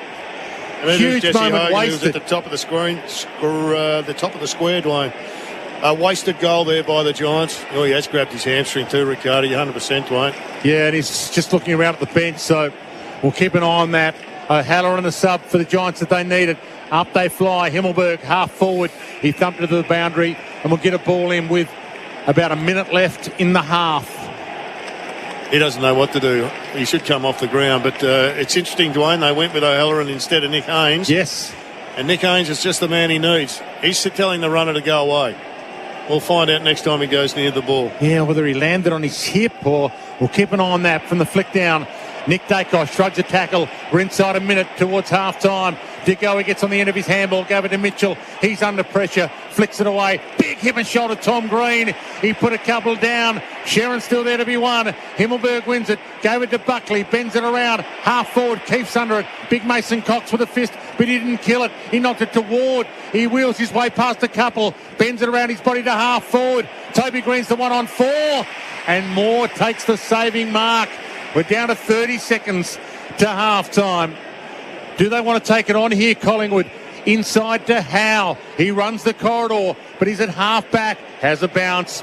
Loops the handball wide to Murphy. More seconds tick down. Heads wide towards Quaynor. Ash might get there. Quaynor, Ash. They met at the Sharon. Ball hits the deck on the wing. Mad scramble. Seconds continue to roll. If Bedford picks it up, they can have a roll of the dice here, the Giants. Bedford lays a tackle on Markov. Holds him up.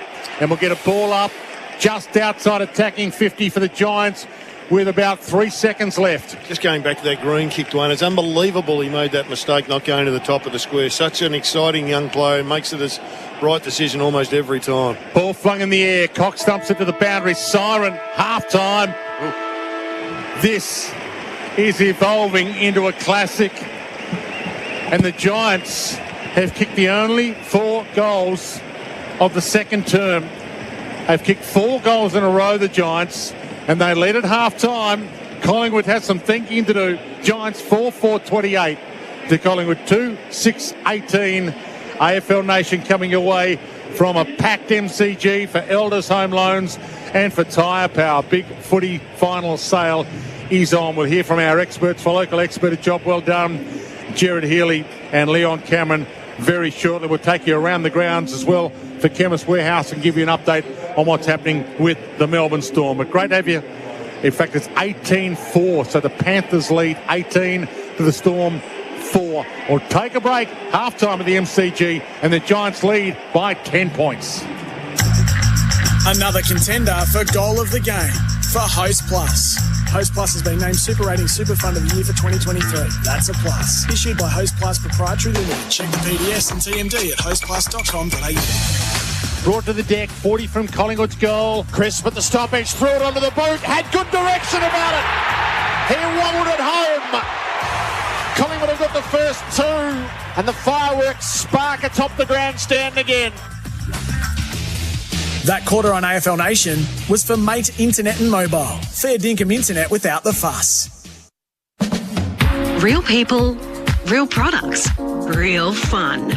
No matter who you are, Sexyland has something real sexy for everyone. With Australia's biggest range of sexy costumes, lingerie, couples toys and fun gifts and games for adults. Sexyland. 11 stores in Melbourne and Geelong, open till midnight 7 days a week. Or shop online for 2-hour delivery.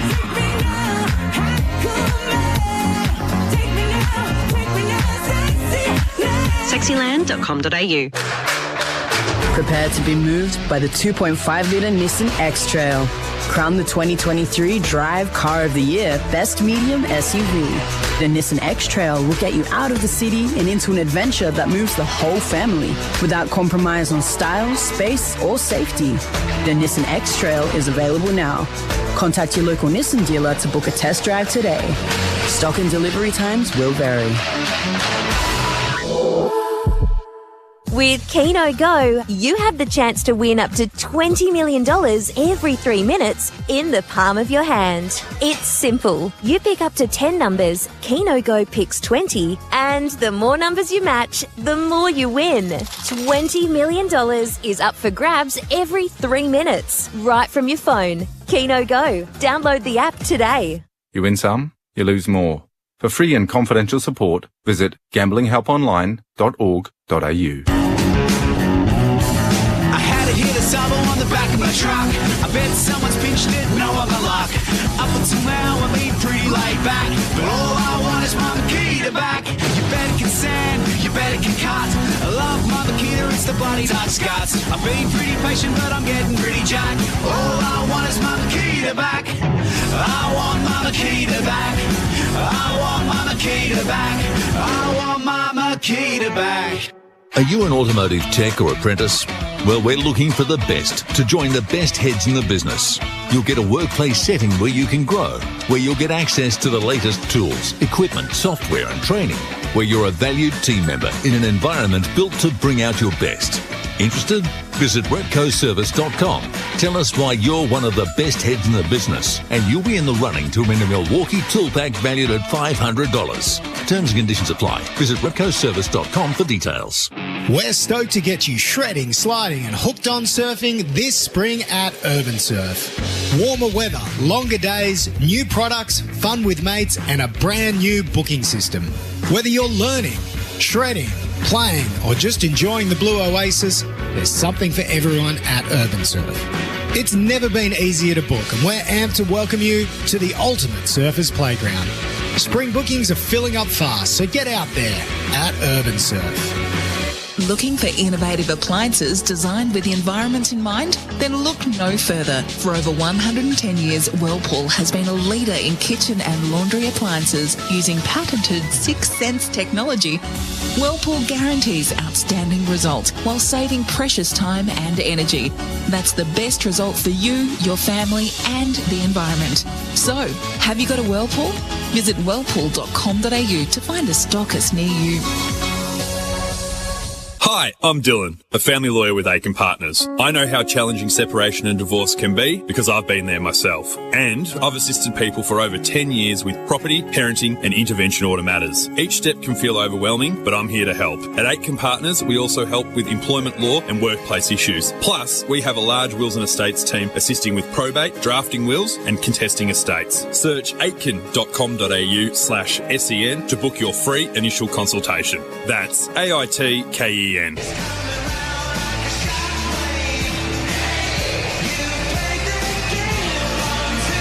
You're listening to the finals on AFL Nation for Elders Real Estate and Tyre Power. Big Footy Final Sale. Pass to Toby Green on the flyby, the skipper. That'll do it. It gets the Giants their first major. Toby inserts himself after Hogan, the power forward, hauled it in to give the Giants the lead. Tom Green from the 50, sent it on its path. Oh, has it been touched or did it carry? It carried. Tom Green squeaks it home and the Greens have propelled the Orange to the lead. Maccas, I'm loving it moments. The Monopoly game at Maccas is back. Always great to have your company on AFL Nation Footy. We're live from the MCG. Don't forget we're live from the Gabba tomorrow as well for the big game between the Lions and the Blues. But halftime here at the MCG, and it's the Giants who lead by 10 points. 4-4-28 to Collingwood, 2-16, 2-6-18. And 2-6-18 to 4-4-28 with the Giants kicking the only 4 goals of that second term. They've kicked the last 4 goals of the game. The Giants, the I'm loving it moments they were for the Monopoly game at Maccas, which is back. This is the halftime floor show, thanks to Choices Flooring. Design, visualise and create your perfect floor with Roomview. The Choices Flooring Halftime Floor Show. Design, visualise and create your perfect floor with Room View. And we'll start with the stats wrap for Safety Steel Sheds. Safety Steel Sheds designed to save, built to last. Goal scorers, all singles to half-time. Riccardi, McStay, Green, Tom Green, Toby Green, Isaac Cumming and Jack Crisp, the goal scorers to half-time. Stats in general, as we continue the stats wrap for Safety Steel Sheds designed to save, built to last. Tom Green, 17. Jordan De Goey, 17. Lockie Whitfield, 13. Steel side bottom, Scott Pendlebury, Josh Dacos and Nick Dacos, who started on the bench, and Stephen Canelio, all 12 possessions each. Josh Kelly, 10. Jeremy Howe, 10. Toby Green's had it 10 times. Nathan Murphy has had it 9 times. There's a few others with 9 as well. Tom Mitchell, Jack Crisp, Jack Buckley, Callum Brown as well with 9 possessions. Stats for Safety Steels Sheds. The player of the day so far for Whirlpool, your leader in kitchen and laundry appliances. The Brownlow medalist Gerard Healy with that.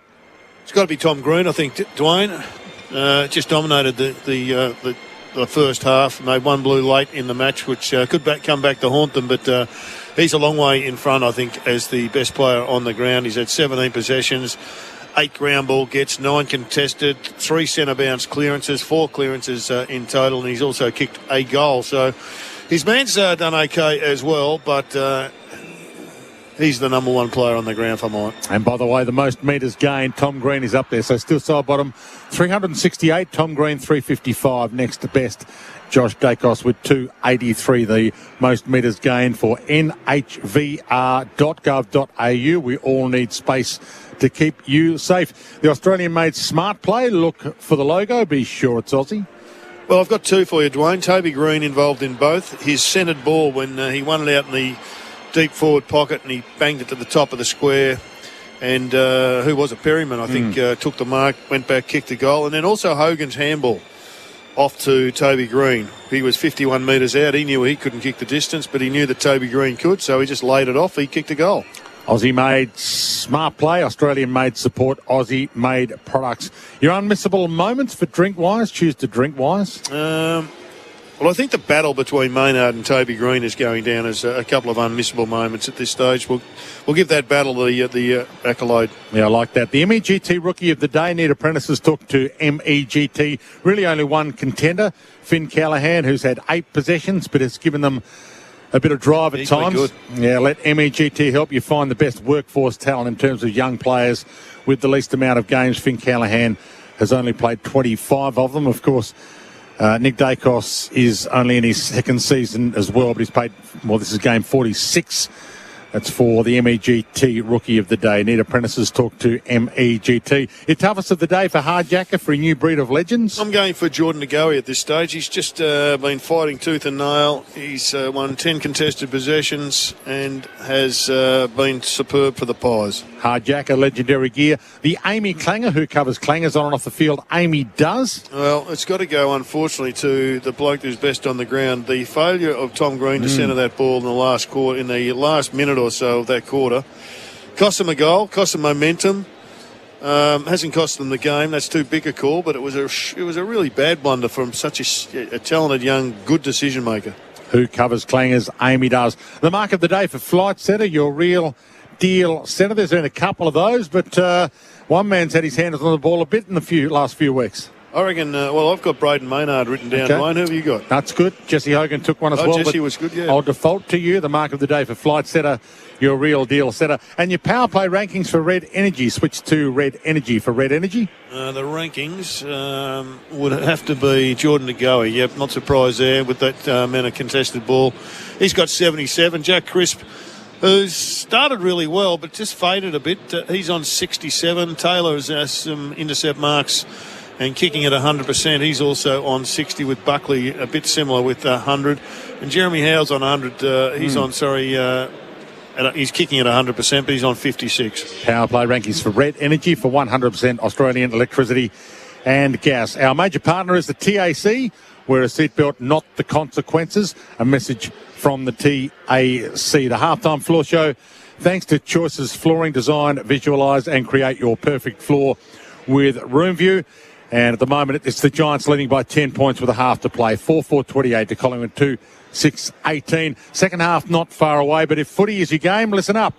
Telstra and the AFL are teaming up to support local footy clubs across the country, introducing Telstra Footy Country Grants, where from next year, junior and senior AFL clubs nationally can apply for grants to support their footy club from a total funding pool of $2 million in 2024. Whether your club needs a new line marking machine or new netting behind the goals or resources for your volunteers, these grants could help give your club a boost. So this is a code-first collaboration to directly bolster the sport we love, thanks to Telstra. So just visit telstra.com/footygrants to find out more. Half-time with the second half to come on AFL Nation for Elders Home Loans and Tyre Power. Their big footy final sale is on now at Tyre Power. Giants at half-time by 10 points.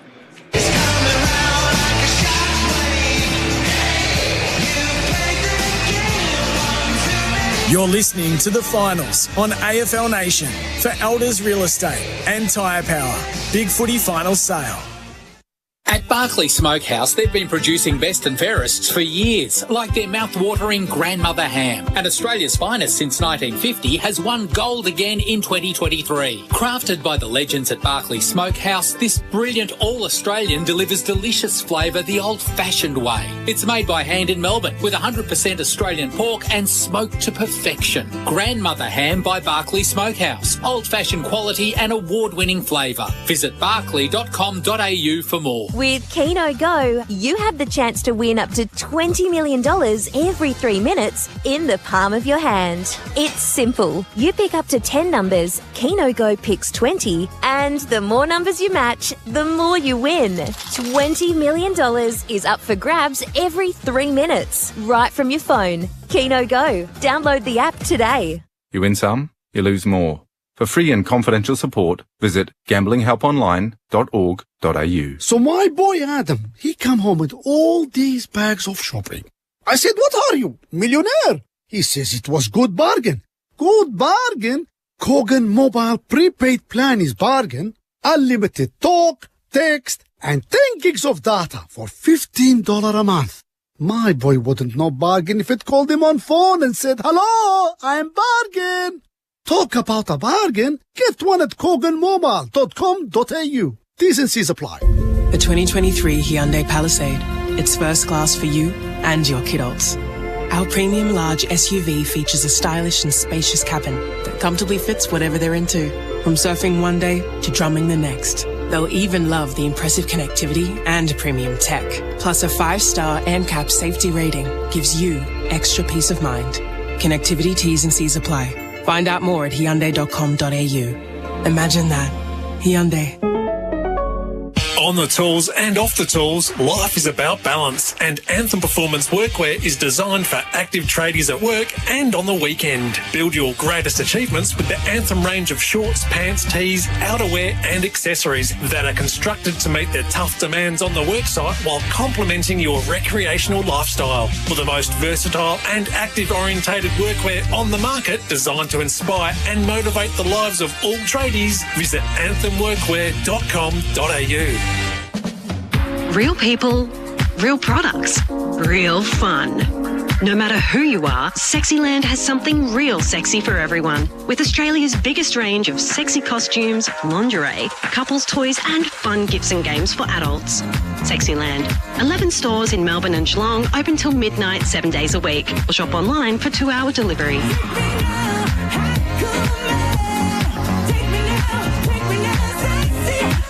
Sexyland.com.au. Get your garage or workspace under control with Racket heavy-duty modular shelving. They make tough storage easy. Just measure out your space, customise the system to suit your needs using Racket's online planner and build tough. Racket. Built easy, built tough. Available at Bunnings Warehouse. Boring kitchen, tired laundry, bland bathroom. Fix the par with Subway tiles from $29.95 per square metre at Beaumont's. Loads of colours in stock and ready to go. Anything is possible with Subways from $29.95 from Beaumont Tiles. Life can be a ball at Token Mall. Welcome to Club Tocumwal, Australia's premier Murray River golfing destination. With 2 top 40 golf courses, award-winning food, funky players lounge, TAB and weekly live music, there's something for everyone. Their golf package team can help organise your next golfing holiday or day trip to the village of Tocumwal and drop in for a relaxing stop. You're welcome at Club Tocumwal. Find them at clubtocumwal.com.au or on Facebook. What are you really gambling with?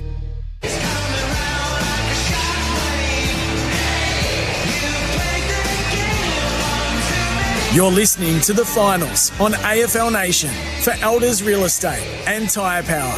Big Footy Final Sale. Half-time of this preliminary final, the Giants 4-4-28, leading Collingwood 2-6-18. Around the grounds for Chemist Warehouse, great savings every day. The Panthers 22 lead the Storm 4. That's 53 minutes into the preliminary final in the NRL. She's nice and tense, Leon Cameron.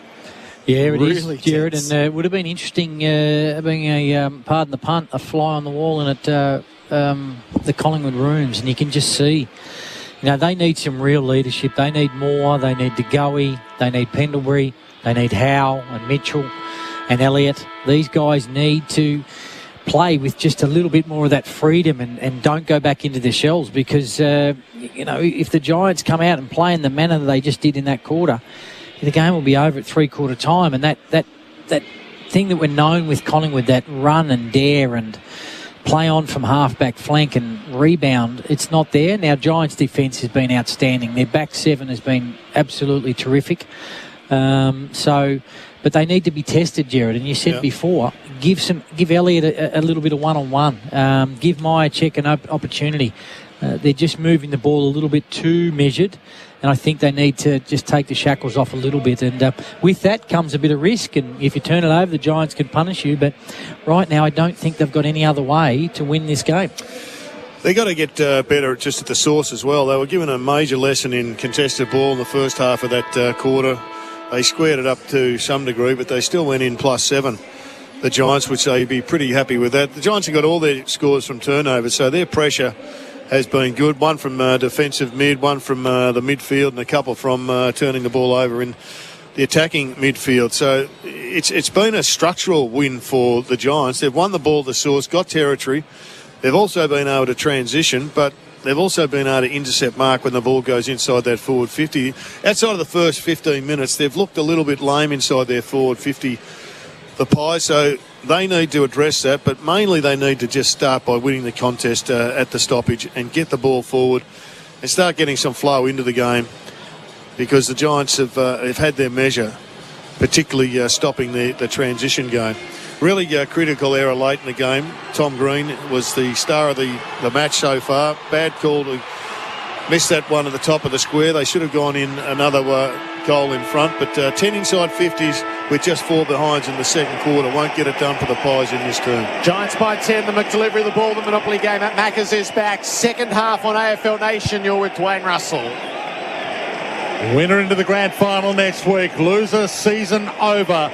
From the bounce, Cox got the kick from the middle. Whitfield went off the deck, kicked it back to the middle. Daniels gets on the end of it. He kicks the Giants inside 50. Moore waiting for it. Couldn't take the mark, got a fist on it. Knocked it to the back pocket. Fast train coming. Got there in a hurry. Kicked it out on the full dip coming. And it'll be a Collingwood ball back pocket. 2-6 plays 4-4. It's the Giants who lead early stages of this third term, which is brought to us by Lifeblood. Donate blood today. Be the lifeblood of footy. Give blood. Looks like Riccardi's okay. He's not down as missing. Now he's come to the bench at the start of the second term now. Long down the line, Myercheck's just a little the worse for wear. And so too Buckley. They're both hobbled out of that. Briggs took the intercept mark, kicked to full forward. No Mark Hogan. Toby Green's the crummer. The dribble kick. Quayle was there. Handball was there to Hogan. That's a horrible decision. It's an awful moment for the captain. Quayle's kick turns over on the way out, coming straight back inside, and Daniels takes the mark.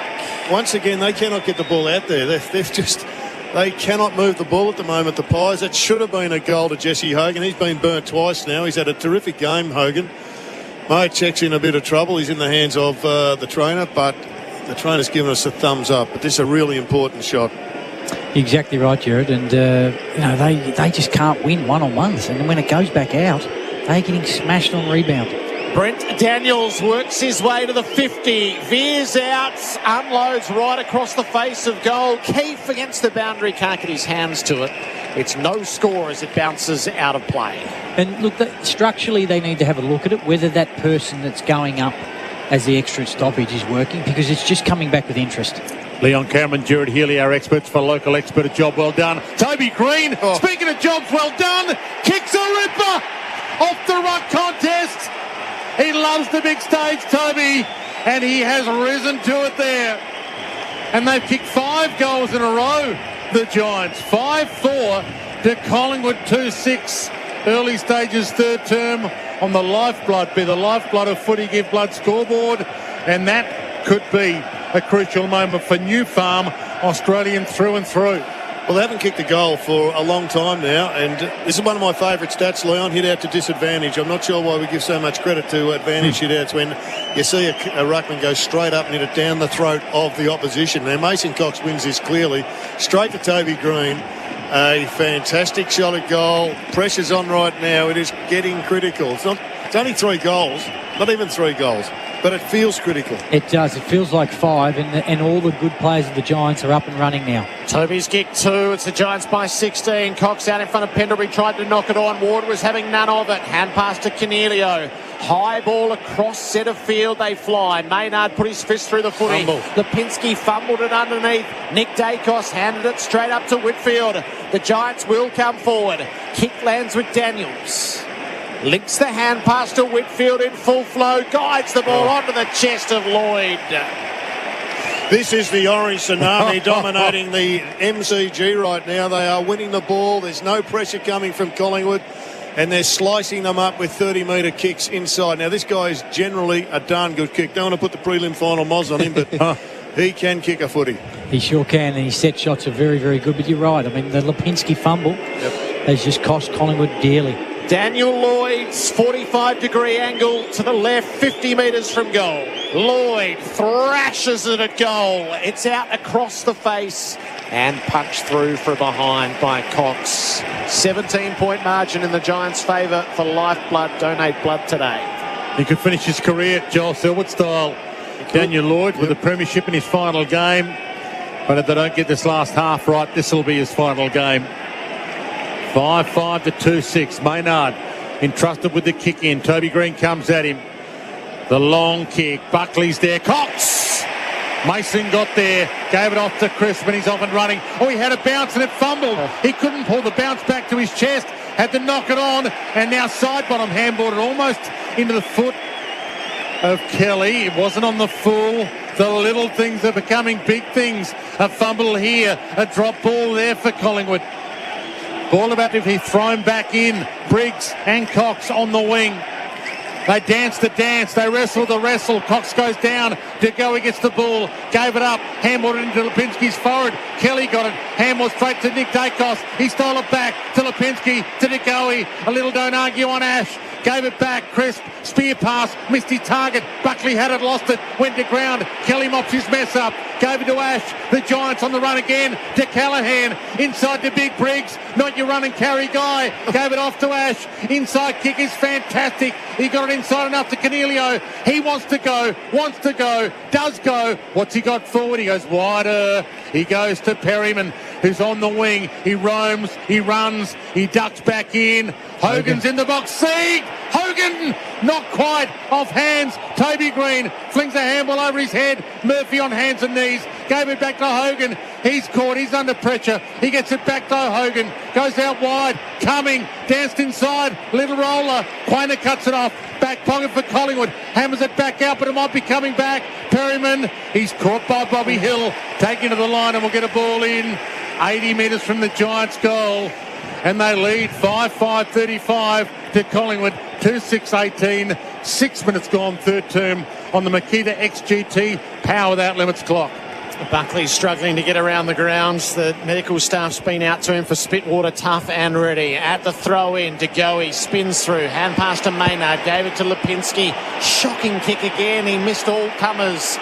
Taylor one way, Elliott the other. Taylor put his head over the ball. Didn't do much with the hand pass though. Chris tried to barrel through. Got caught. That'll be holding the ball. He took him on, trying to make the play. which Collingwood need a bit of. It's hard to believe how badly they're playing. Yeah, they're fumbling all over the place. Their kicking's poor. But can switch very, very quickly. Just one goal, but this defence from the Giants is holding up. Taylor across the ground to Buckley, who's got a heavy limp up. Kick up to the wing. Bedford had to go after Howe, dropped the mark. Kelly off the ground, straight into side bottom. Bedford and side bottom collapse over the footy ball and up. Now Buckley's going to tag out and just see what I think Collingwood has seriously got to think about their sub early with probably taking Lipinski out. Hasn't really worked for him, and maybe just bringing a little bit of excitement in with Ginnivan. He does inject that. He gets the crowd volume up, and Cox kicked it into the foot of Callaghan on the full. Free kick, Collingwood. So Mitchell to take it, and they need a couple of little bits of luck to go their way, Collingwood.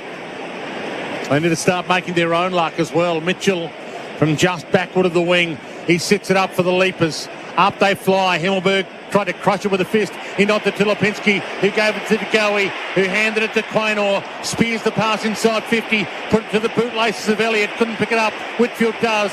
He gave it to Iden, who gave it to Daniels, who gave it wide to Cumming, who's playing some sort of game. And he holds it up at half-back with the Giants leading 35-18. They take the territory long down the line. Hogan arrives to at least keep it in play momentarily. Keep it out of the defender's hands. It's out of bounds. Yeah, one side's clean, the other one's fumbly. Exactly. And look, the kick from Quaynor, it's a $1 million kick. It needs to go to the top of the square. Collingwood hasn't kicked a goal since the 6-minute mark of the opening term. It's now at the 8-minute mark of the third term. Keefe wins a tap off the grounds. Cumming tried to get it going the Giants' way. Cameron picked it up, got it going Collingwood's way. Ball pitched on its point. Himmelberg thumped it to good effect. Brown couldn't quite gather. He tackles Lipinski. A stalemate. With a push and shove in the aftermath, Brown and Nick Dacos. Can't get it past the half-forward line. They're just getting dominated. There's no clean possession, is there? Daniels won it at the source, hand pass to Tom Green, kick to half forward. Howe went to ground, ball skittles away. Josh Dacos stripped to the footy by Daniels, no call. Josh Dacos had another go through it out the side to Pendlebury. Probes into centre field, cut straight off by Taylor. And he wants to go. He's got Whitfield on the run. Whitfield, he spears one towards half forward. Getting there, Brown couldn't mark it. Gave to Canelio, gave to Keefe. He floats it over the top to Kelly. He's on 50. He thought about going. He's got this kick in him. He goes top of the square, heads inside to Hogan. He put it over his head. Quaynor back pocket under some pressure. Cumming came at him. Handballed over the top to Josh Dacos. Collingwood fans roar. Dacos inside to Myercheck. He had it, lost it on the wing. It was there for him, but he fumbled it. Now Tom Green, he's caught, could have been ball. DeGoey gets it. Umpire says, hold on. It's a free. You could have played onto advantage, but it's Lipinski's ball on the wing. The Giants have had chances to put this game away, and they're just leaving the door open for the Pies to finally work it out. Lipinski out to DeGoey, does a lot of signalling and then kicks a flat ball forward, and it's cut off by Callaghan going back with the flights. Geez, they've lost their method forward in the centre. Yeah, it's like now panic mode, isn't it? Like that kick there is just... It's just too dangerous to kick it from there. Iden, Perryman, Ash, Kelly, Ash, all at half-back. Shocking kick, Ash, straight to Cameron. Hand passes to Darcy Moore. Shocking kick. Desperate to get it inside 50. It's a floater. It came up short and luckily to McStay, who wheels and goes. Hill's loose. He took the mark near the top of the goal square. Well, that's basically a poke in the eye to yourself from the Giants, because that kick from Lockie Ash was just too cute under the circumstances, and they've been flirting at the moment with their ball use. They're getting away with it to a degree, but haven't put anything on the scoreboard. He kicks this, the Roar will get going, they'll clean their act up. They're coming now, the Pies. Yeah, you've got to put it's a big kick, isn't it? Yep. Like these, if he doesn't, and these are the hard ones, he's got to be able to put it through. Bobby Hill against the old mob from full forwards, held his nerve. And finally, Collingwood come up with a major. The crowd desperate to insert themselves. Collingwood needing to clean up their acts. 3-6-24. Chasing the Giants 5-5-35. 11 minutes into the third term. It's a Bendix Breaks big moment. Put your foot down with confidence. Bendix Breaks. Well, just a horrible turnover from Lockie Ash, but you can even go further down. I think Josh Kelly's kick inside the forward 50. It was bit of Russian roulette. Didn't need to be Russian roulette at that stage. There before the turnover. Should have been a goal to the Giants, and it's turned into a goal. So two-goal turnaround. So back in the middle.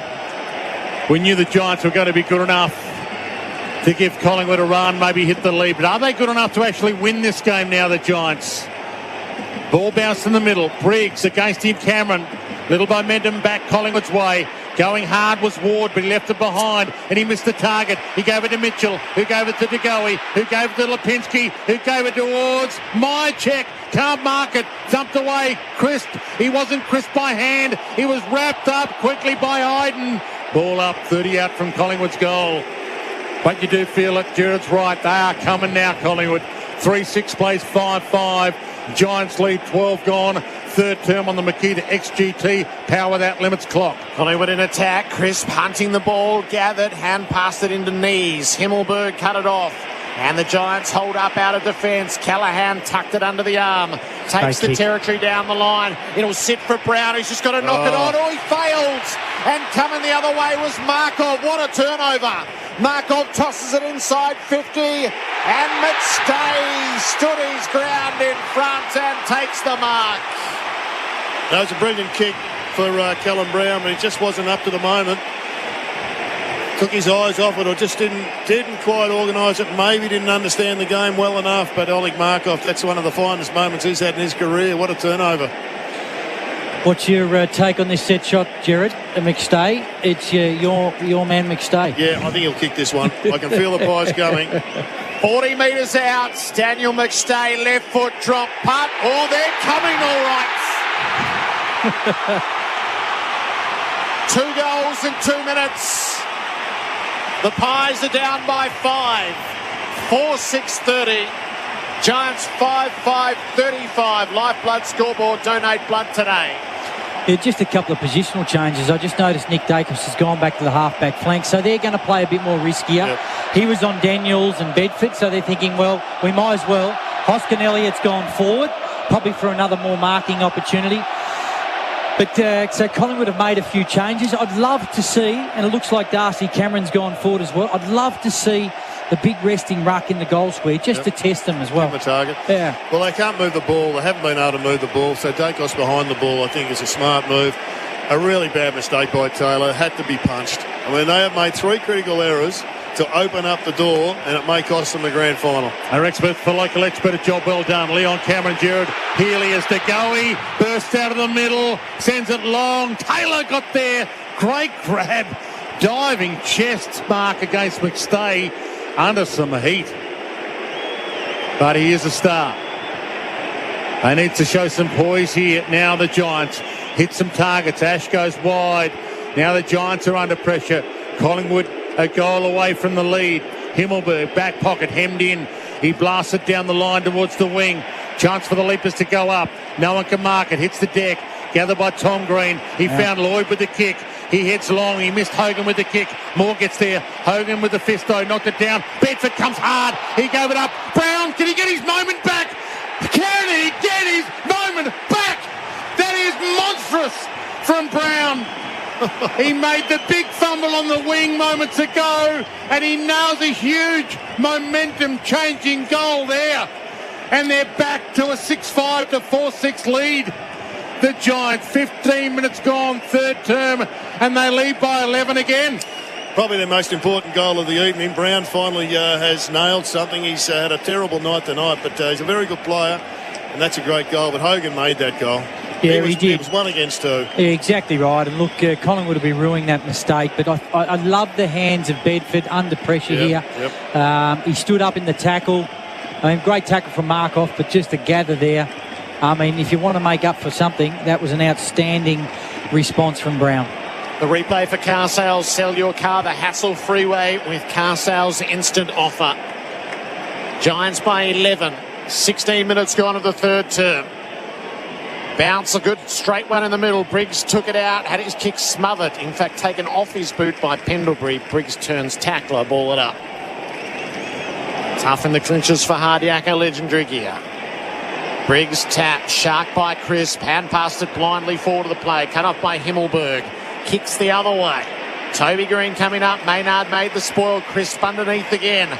Release the hand pass to Pendlebury and then to Maynard. Kicks the pies for Elliott. Crispers have been on fire this term. He's really working hard. Won many best and fairest of the pies, and he's impacting big time. Yeah, his ability to get to the next contest, and that gather and that release under pressure was outstanding. And that's what you want to see from Elliott. He sensed the turnover straight away. He got goal side. The Giants halfbacks had already taken off. Big kick for his confidence. He's missed a couple. He hasn't had a really strong final series. He just needs one for his own confidence. Right of centre, Jamie Elliott, a man for such an occasion. From 48 out, launches the right foot drop putt. It's every bit of what he's got. And Collingwood pick it back straight away. It's a one-kick game again. 5-6-36 Collingwood, 6-5, 41 the Giants. Lifeblood scoreboards, be the lifeblood of footy, give blood. We've gone 17 and a half of the third term. This is the game we wanted, isn't it, Jared? I mean, this third quarter has been, really good footy from both sides. I mean, they're taking the game on. You can clearly see their run and gun, Collingwood, is there as well. So, fantastic kick for Elliott, for his confidence. He needed that. He's come out of the goal square. They've made a few positional changes. I like what Craig McRae's done. And all of a sudden, that Collingwood army is right behind them. Clearance work now in favour of Collingwood again. So back in the middle, it's Cox and it's Briggs. And it's a one-kick game. Ball knocked down towards Callaghan. Toe poked away by Nick Dacos. Whitfield got a toe on it as well. Stolen by Pendlebury in the middle. Wheels around, gets a kick towards half forward. McCreary can't half volley it. Great collect by Kelly. Kick not so good. Rolled its way to Quaynor. He spears the handball to Crisp. Not such a good handball either. Crisp dropped it, picked up by Kelly. Gave it straight back to side bottom. He wheels around, gets it towards the wing. Crisp gets on the end of it and takes the mark. Will he go? Will he go? He holds it up and shows some poise. 18 and a half gone on the Makita XGT clock, third term, and Collingwood a kick from the lead. It's an aggressive kick alongside the centre square. Presenting was Myercheck, dropped the mark. Elliott underneath, hand pass to Mitchell, off to Nick Dacos, kick smothered by Buckley. They get back in and after it. Buckley beat 2 to it. Callaghan got run down by Elliott. No whistle on the play. They fight in underneath. The players pile up. It'll be a baller. No, it's a good call by the umpire. Absolutely no prior opportunity whatsoever. He was tackled as he received the ball. Kelly's got to sort out his disposal this term. Under the heat, he's just butchered it a couple of times. Ward at the stoppage with the clearing kick for the Giants. Howe gracefully up to take the mark for Flight Centre. He's going for it. He's put the kick off into the middle of the ground. Elliott marks. Hand pass to Pendlebury on the flow. Kick up to full forward. McStay flies. Spoil made. McCreary hit the snap sweetly and propelled Collingwood back to the lead.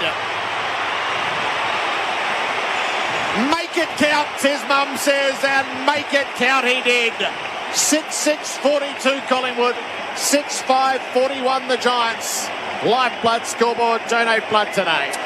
4 goals straight there, just wheeling off that half-back line. It's a brilliant kick from Jeremy Howe into the middle, which set up that shot at goal. McCreary with his pace, he got to the fall of the ball, good finish. But they're hard to stop when they get this ball rolling right now. This is a real test for the Giants. You don't win prelim finals easily most of the time. So now they're being challenged, and Collingwood has got the run. Can they wrest it back is the challenge. Yeah, how good was the kick from Howe through the middle of the ground? And Elliott didn't decide to stop. Straight on to Pendlebury, gives them a scoring opportunity. And will fatigue start to pay against the Giants? They've had a tougher run in. Briggs in the middle. He couldn't pick it up, so he kicked it off the deck. He got it towards Brown and half forward. Bedford got on the end of it. He danced past a couple. He's 50 from goal. Gave it to Lloyd, who's 55 from goal. Hammers it long. Goal square. Didn't quite get enough on it. It hit the post. It's a behind, and scores are level. Better centre bounce, wasn't it? Yep. 21 Jared. Gone. Third term. Here's Jared Healy and Leon Cameron, our expert. For local expert, the job well done. The Giants just needed to steady on that centre bounce. It hasn't been great, but that was a better one. More into the back pocket for Nick Dacos. Kicked on the 45 for Quaynor. Starting to get the 45 better, though, the Pies there. They're hitting more targets. Quaynor, no one stood the mark, so he took the liberties. Long down the line, Myercheck was his target. Buckley in front. Man in front you'd think would be paid. No whistle at all. Himmelberg dumps the kick back to half forward. Awkward bouncing ball. Brown and Quaynor, neither could control it. Out of bounds. I think they'll take the boundary throw in there, the Giants, so we're going to be undermanned. Man in front should have been paid that, Dwayne, you know that. It's Buckley's mark under the laws of the game. A replay for car sales. Sell your car the hassle-free way. At the throw-in, Briggs got rid of Cox, took the footy, shoveled it up inside 50. Quaynor dropped the mark, left it there for Bedford. Oh, he's too severe off the outside of the boot. It breaks the deadlock. The Giants lead with 6 minutes to play in the third term. AFL Nation for Elders, Home Loans and Tyre Power. Big footy final sale. So Nick Dacos back to half-back. He's going to kick in for Collingwood. They've just butchered some opportunities, the Giants. Yeah, absolutely. That just normally go through. And he goes straight down the spine. Aggressive kick, and it works. Howe takes the mark, and he gets up and he goes. He looks up. He's got a couple of runners. He goes wide to Elliott, who's on the wing. Flings it towards Josh Dacos. Got a push in the back. Should have been paid. Wasn't paid. Isn't paid. Ball up. Yeah, it's good defence, though, by Perryman. It came off his man. A couple of them have come off and not hit the contest and let them be exposed out the back, the Giants, but not that time. Unlucky there. He was surfed on, Josh Dacos, but no free. Briggs, Cox, tie up. Ball knocked inside to Lipinski. He wobbles it to half forward. McCready bouncing ball. Gathered by Myercheck. He shrugs to tackle and throws it home. Collingwood back in front. Myercheck. He just keeps delivering. 23 gone third term. And Collingwood lead by 5. 48-43 on the Lifeblood. Donate Blood Today scoreboard. Every time the balls come in quick and there's about a 3v3 inside 50, Collingwood look like scoring. Yep. If it's coming in slow, the Giants defend it really, really well. And look, it was a scrubby kick from Lipinski. He's lifted his game in the last 5 or 6 minutes. But they look so much dangerous. McStay's looks dangerous now. Hill looks dangerous. Myercheck looks dangerous. McQuarrie's hit the scoreboard, and so's Elliott. So all their forwards have had a piece of it. They just need to see if they can maintain this energy and get the ball inside quick. Buckley is hobbled and he got exposed there. Hit badly. Spitwater, tough and ready. Back in the middle, Cox topples. He fell heavily to go. He ferrets the ball out. Off to Lipinski, now to Crisp. Clean break from 50. Loads it up. Miss to the right. Would have been a great goal. Crisp is just dragging his club up and across the line at this stage. Him and DeGoey have had a big third term. Still 5 minutes left in the third term on the Makita XGT Power Without Limits clock. Himmelberg, he ran a good measure and more. Heads toward the wing. Brown got there, can't mark it. Hogan crumbs it, goes back to Tom Green, wobbles it towards Toby Green. He left it for Daniels, who went the little knock on, didn't work. Oh, he got lucky there. Kicks around the body to Toby Green. He dropped into a high one, and the umpire said no. Handball to side bottom.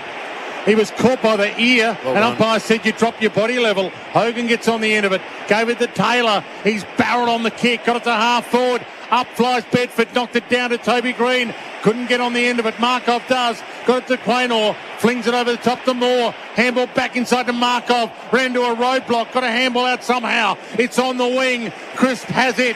They have him. And we have a game. 49-43. Collingwood lead. 4.5 minutes left in the third on the Makita XGT Power Without Limits clock. At the ball up. Keith wins it down initially. Side bottom first access. Dribbles the kick forward. It works. McStay shoveled it over his shoulder, hoping for McCreary. Himmelberg got a key hand in. Taylor went to ground under the tackle of Lipinski. Ball it up. I'm a big fan of the knock-on, but not if you can take the ball in your hands and handball it accurately. Yep. Flirtatious. Crisp again at the source, and he breaks clear. Got it onto the left boot. Kicked it. Out the back was Elliott. It just wouldn't fall for him. Buckley, Taylor, right around his laces, pushed it back to Buckley. That's great. And Himmelberg is the outlet, and further on to Kelly. Giants have it outside the 50. Kick favoured Quaynor in flight though. It's not good enough from Kelly. He's just blasting away under the pump. He's a class player. He's got to start playing that way in this turn. Quaynor long. Here's Elliott's moment. He's got up. Oh, the crowd went up with him.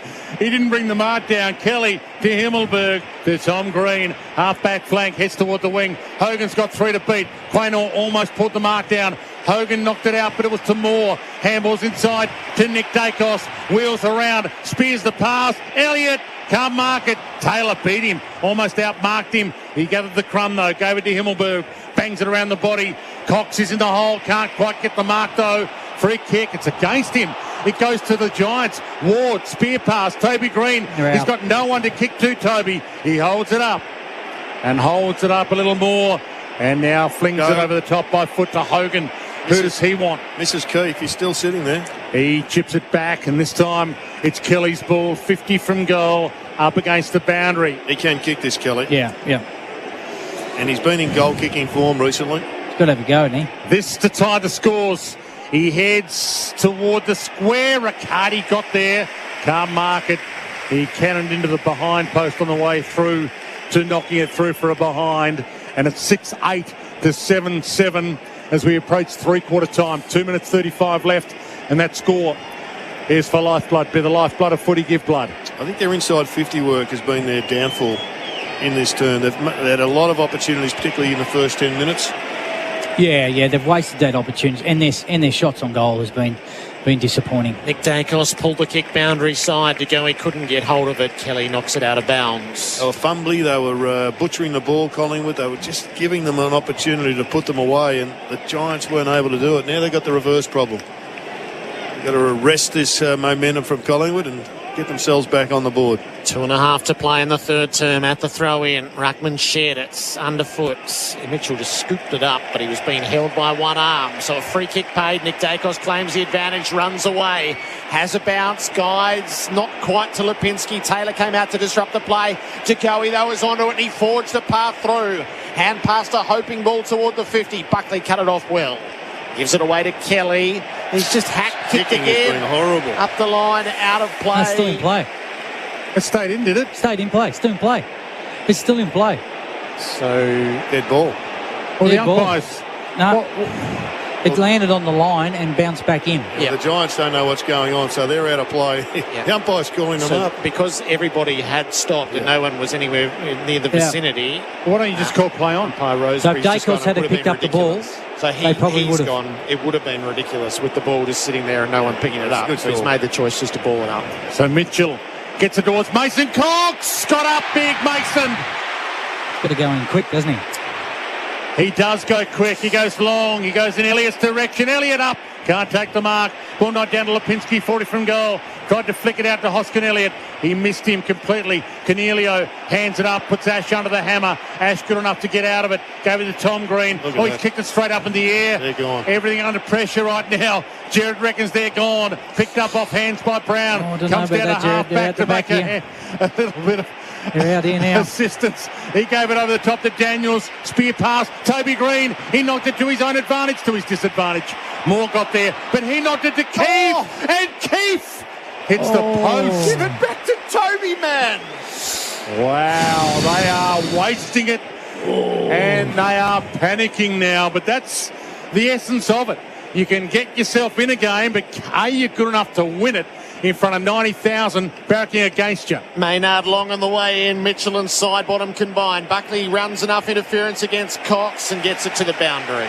When I say they're gone, they just look fatigued in the back half. Taylor looks really tired. Kelly looks really tired. He's just throwing the ball on his boot.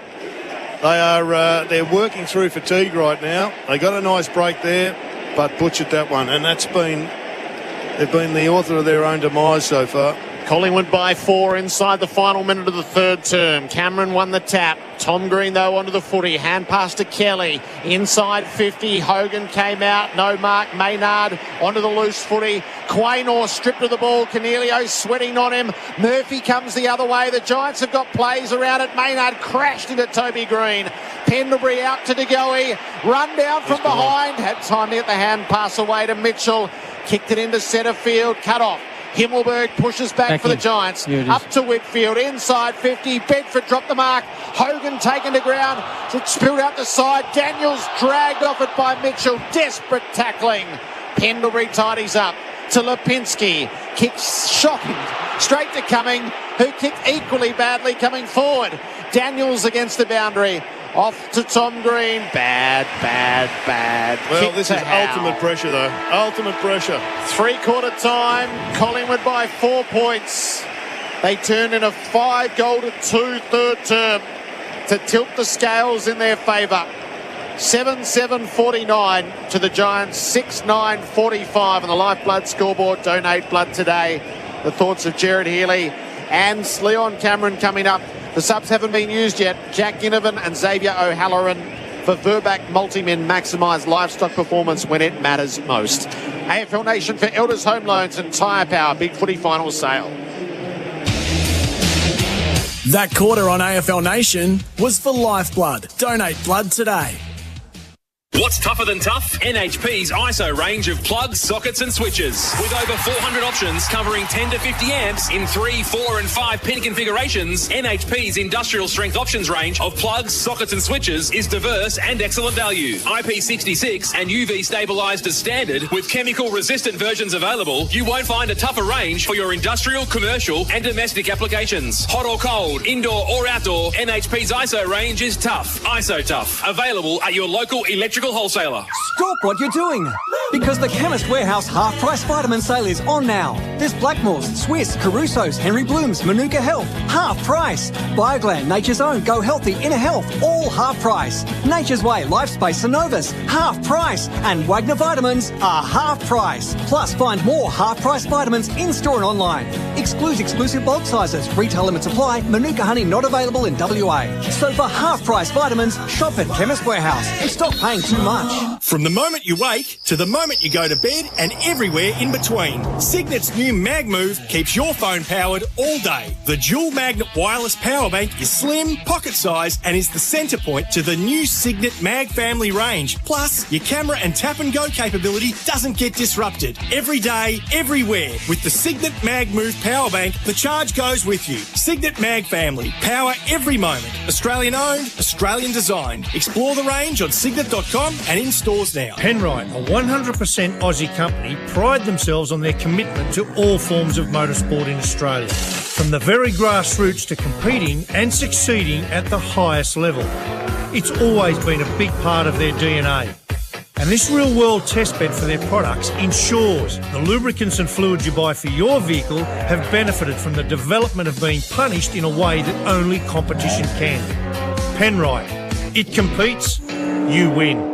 Don't miss the $1 Million Cricket Warehouse sale Thursday, Friday, Saturday and Sunday from 10 till 5 p.m. at 75 Cochrane's Road, Moorabbin. Buy direct and save on Kookaburra, Grey Nichols, DSC, SG, New Balance, Asics and more. Save over $500 on top grade senior bats with junior bats from $19, plus up to 70% on helmets, gloves, pads, bags and everything you need for cricket. The $1 Million Cricket Warehouse sale Thursday, Friday, Saturday and Sunday. 75 Cochrane's Road, Moorabbin and online at thecricketsale.com. G'day, Campbell Brown here. I was so lucky to enjoy another unforgettable trip to Mildura recently.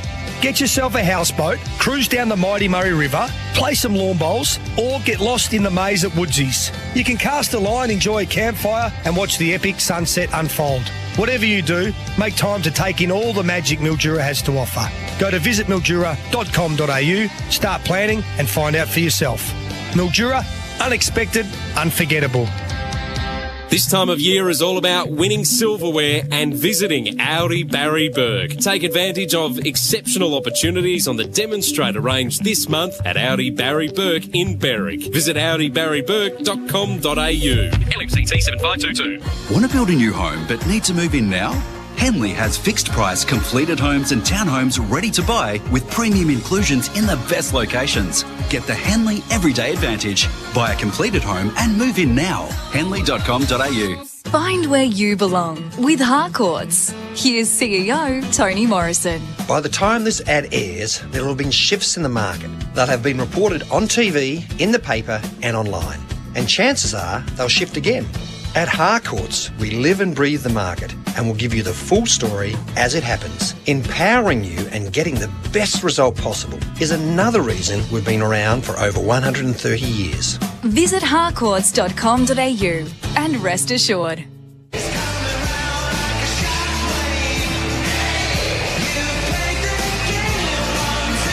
You're listening to The Finals on AFL Nation for Elders Real Estate and Tyre Power. Big Footy Finals Sale. And McStay. Yeah, I think he'll kick this one. I can feel the pies going. 40 metres out. Daniel McStay, left foot drop punt. Oh, they're coming all right. Gathered by Tom Green. He found Lloyd with the kick. He hits long. He missed Hogan with the kick. Moore gets there. Hogan with the fisto. Knocked it down. Bedford comes hard. He gave it up. Brown, can he get his moment back? Can he get his moment back? That is monstrous from Brown. He made the big fumble on the wing moments ago, and he nails a huge momentum-changing goal there. The Giants, 15 minutes gone, third term, and they lead by 11 again. Elliott marks, hand pass to Pendlebury on the flow, kick up to full forward, McStay flies, spoil made, McCreary! Hit the snap sweetly, and propelled Collingwood back to the lead. Maccas, I'm loving it moments. The Monopoly game at Maccas is back. Collingwood by 4 points. Stan McStay's out of the game. He's injured. The body language wasn't great at all from teammates towards him. A lot of sympathy and empathy, but he's out and Ginnivan's in. We're going the distance here, Lou and Cameron, Jared Healy. Yeah, we are. Absolutely anyone's game here. I mean, the Giants had the chance to put it away, as Jared said, in the first 10 minutes of the third, and they've opened the door up. But it's Giants have probably been the best last quarter side, though, throughout the year. They've won the most, I think. Well, if Collingwood kick this first goal, they're going to be hard to drag back because the Raw will challenge the Blues last week. The delivery of the ball, the Monopoly game at Maccas is back. First place in the grand final up for grabs. It's Collingwood by 4 points. And the first bounce is poor. Callahan is into the centre of the ground. He's on Crisp, and Crisp has been one of the reasons the Pies are back in this. We reset. Tossed up now to start the final term. Cox wins a clean tap out in front of De Goey. Socketed off the turf. Ginnivan's first involvement. Paddled, gathered, hooked at a goal. It wafts out to the right, and with a hand it'll go through for a rushed behind. Collingwood by 5. A good start by the young bloke. Yeah, it was. First ground ball, bang. We know they're good in last quarters, Collingwood, and we know the Giants have had to get here the hard way. A lot of travel, a lot of fatigue. What have they got left? Ash goes wide, and Cox can't take the mark. Ripped away from him by Chris. Gets away. Kicks inside 50. Elliott's under it. Iden with him. Double-handed pat down. Strong, Elliott goes to ground. Connor Iden got there, but Whitfield, it wasn't his ball to get, and he went and got it. He gave the handball off to Tom Green, to Kelly, to Cornelio. Still some run off half-back. Hands it back to Iden. Pumps it toward the wing. Up there is Riccardi. Toby Green there as well. Can't mark it. Murphy might claim it. He got the second grab, but he handed it to Callaghan. He handed it to Toby Green, who handed it to his man Maynard, who gave it to Murphy. Bangs it back to half forward for Collingwood. Up flies Cameron. Can't mark it. Ball falls towards Bobby Hill. A dance. Elliott gets up. Forward pocket, can't mark it. Hits the deck. De Goey. He bursts out of one tackle. Gets away from another. Gave it to Bobby Hill in the pocket. Short pass to Elliott. Wasn't far enough. Elliott gets the handball back to Bobby. Bobby has a snap. It gets to bounce. It might be the miracle goal. Oh my God. It's tucked through for a behind. Crazy stuff. 51 plays 45. Collingwood lead 7-9 to 6-9. And we've played a couple of minutes into this last quarter on the Makita XGT Power Without Limits clock. Ash marks the kick in, links it up to Whitfield, who sent it his way in the first place. Shocking kick. He had 4 Pies against 1 Giant. He gave it up to Pendlebury. Pendlebury has a look to full forward. He's kicked it up high for Myercheck. Planted in front. Couldn't quite take the mark. Tom Green underneath. Needed something going by. Ended up bullocking his way out himself. Hand pass to Perryman. Hits the kick on the way up the coming. And Hogan down under the broadcast position will take the mark. We didn't give the hand pass to Bedford. So he holds up. Lateral with the kick to Whitfield. Dabs it forward of the mark. Callahan's the next link. Whitfield meandered round the back. Kicks inside 50. Moore just kicked it straight to Darcy Moore. You don't want to be doing that in the final term. Coming off the left foot, it just didn't make any sense, even the handball. I mean, if you're going to kick it 30 metres short, fine. Well, the bloke who can kick it is not under pressure. So Moore back towards the wing. Cameron's there. He had the muscle and the know-how to get rid of Whitfield and take the mark. Collingwood lead by a goal. Chip kick inside to Pendlebury. Is another grand final coming up for their all-time great. Short pass Pendlebury to De Goey, who's fired tonight. If they get to the grand final, a lot of it's going to be on his shoulders. He's played his heart out so far. He goes long. Elliott runs under it, can't mark it. Ball thumped down towards Bedford though. Centre half back, gave to Cornelio. Handed it all the way back to Ash. He's almost in a back pocket as he spears it wide to Riccardi. He missed him completely. And the ball rolls to the boundary. And it's out of play on the wing. 4 minutes gone. Final term. Collingwood lead by a goal. 7-9 to 6-9. And that's on the Lifeblood scoreboard. Lifeblood be the lifeblood of footy. Give blood today. Our experts for local expert, a job well done, Gerard Healy and Leon Cameron. Jordan De Goey punished his way through. Hand pass to Nick Dacos. Pendlebury fumbled, the hand pass coming his way. Lloyd to Kelly to Callahan as a result. At centre half back. He brings it out the near side of the ground. Perfectly weighted ball. Cumming takes the mark. They're fatigued. They're not getting numbers forward of the ball. Inboard, high risk, didn't work initially. Perryman, though, spins his way through and spent it perfectly to Lloyd. He's going to play it. He'll get a 50-metre penalty. He was trying to play it out to the side for Cornelio. Side bottom didn't stand on the mark. And so to the goal line, Lloyd goes. Well, it's been amazing just watching this game. They have butchered the ball a lot, the Giants, coming out of the defensive area. Good kicks. Have really struggled with the moment, but they've just kept on going. So this puts them the square. Daniel Lloyd from point blank range to level it up. 16 minutes to go in this preliminary final, and there's not a sliver between them. 7-9-51 each of two on the Lifeblood scoreboard. Donate blood today. Well, it wasn't quite the Collingwood roar, but I'm sure there was a big, big sound somewhere when that ball went through. Yeah, you're right. And look, it hasn't been pretty, but they're still finding a way. And this game is right in the balance because, I mean, they've just got that firepower up. So, I mean, that was a fantastic intercept. Great kick, low in your eyes from Perryman. Collingwood, I just don't like that long kick 50 metres out centre because that's just going to promote Giants' turnover from the back half, which is their strength. But, they keep on pulling that trigger and, it could cost them a game. In essence, it's a 16-minute game now. 16 minutes left. Scores a level. Briggs, Cox, up they go. Secondary knock from Cox, but he knocked it straight to Cornelio. Floats it a half forward, Kainor.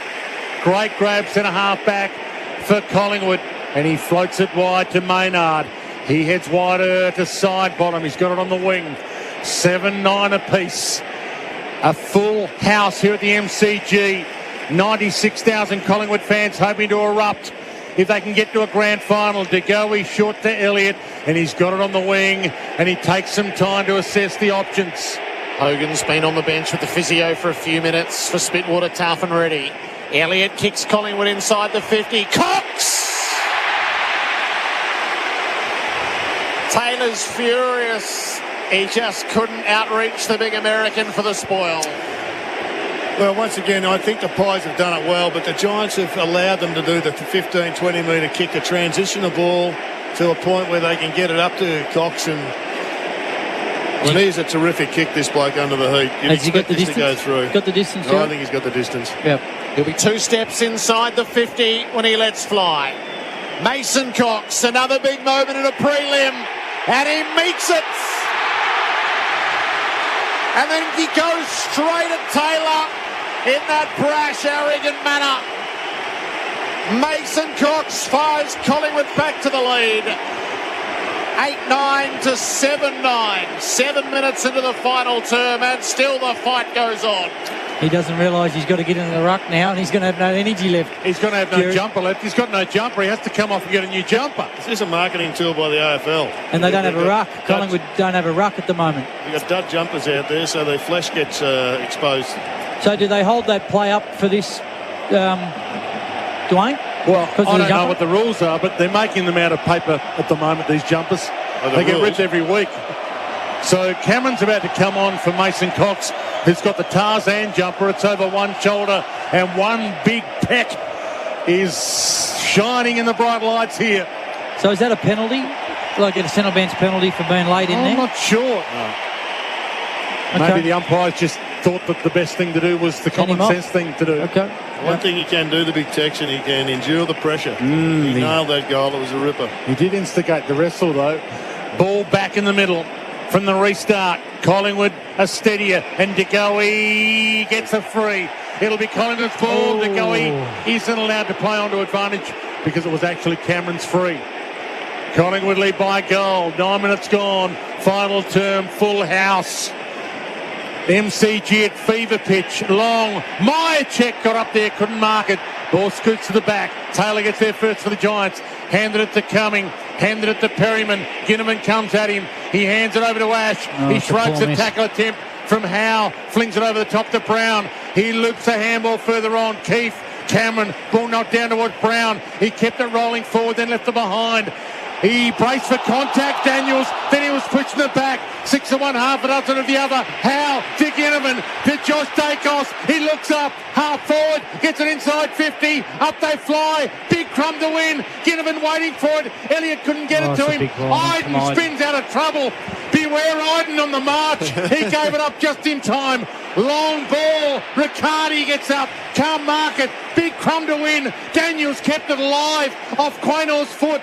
Rolls to Cameron, gave it up to Maynard, loops it inside, good hands, Nick Dacos, gave it to Quaynor, gave it to Mitchell, gave it to Nick Dacos, and here go Collingwood. Hand pass was out in front of Lipinski, who kept it going to De Goey, met by Iden, brought down by Iden, paddled it away though to Lipinski, had support in Maynard, kicks up to full forward, Hoskin Elliott flew, Ginnivan underfoot, can't get there, Taylor went to ground over the footy, it's still alive, Elliott in the pocket, curls it at goal and hits the right hand posts.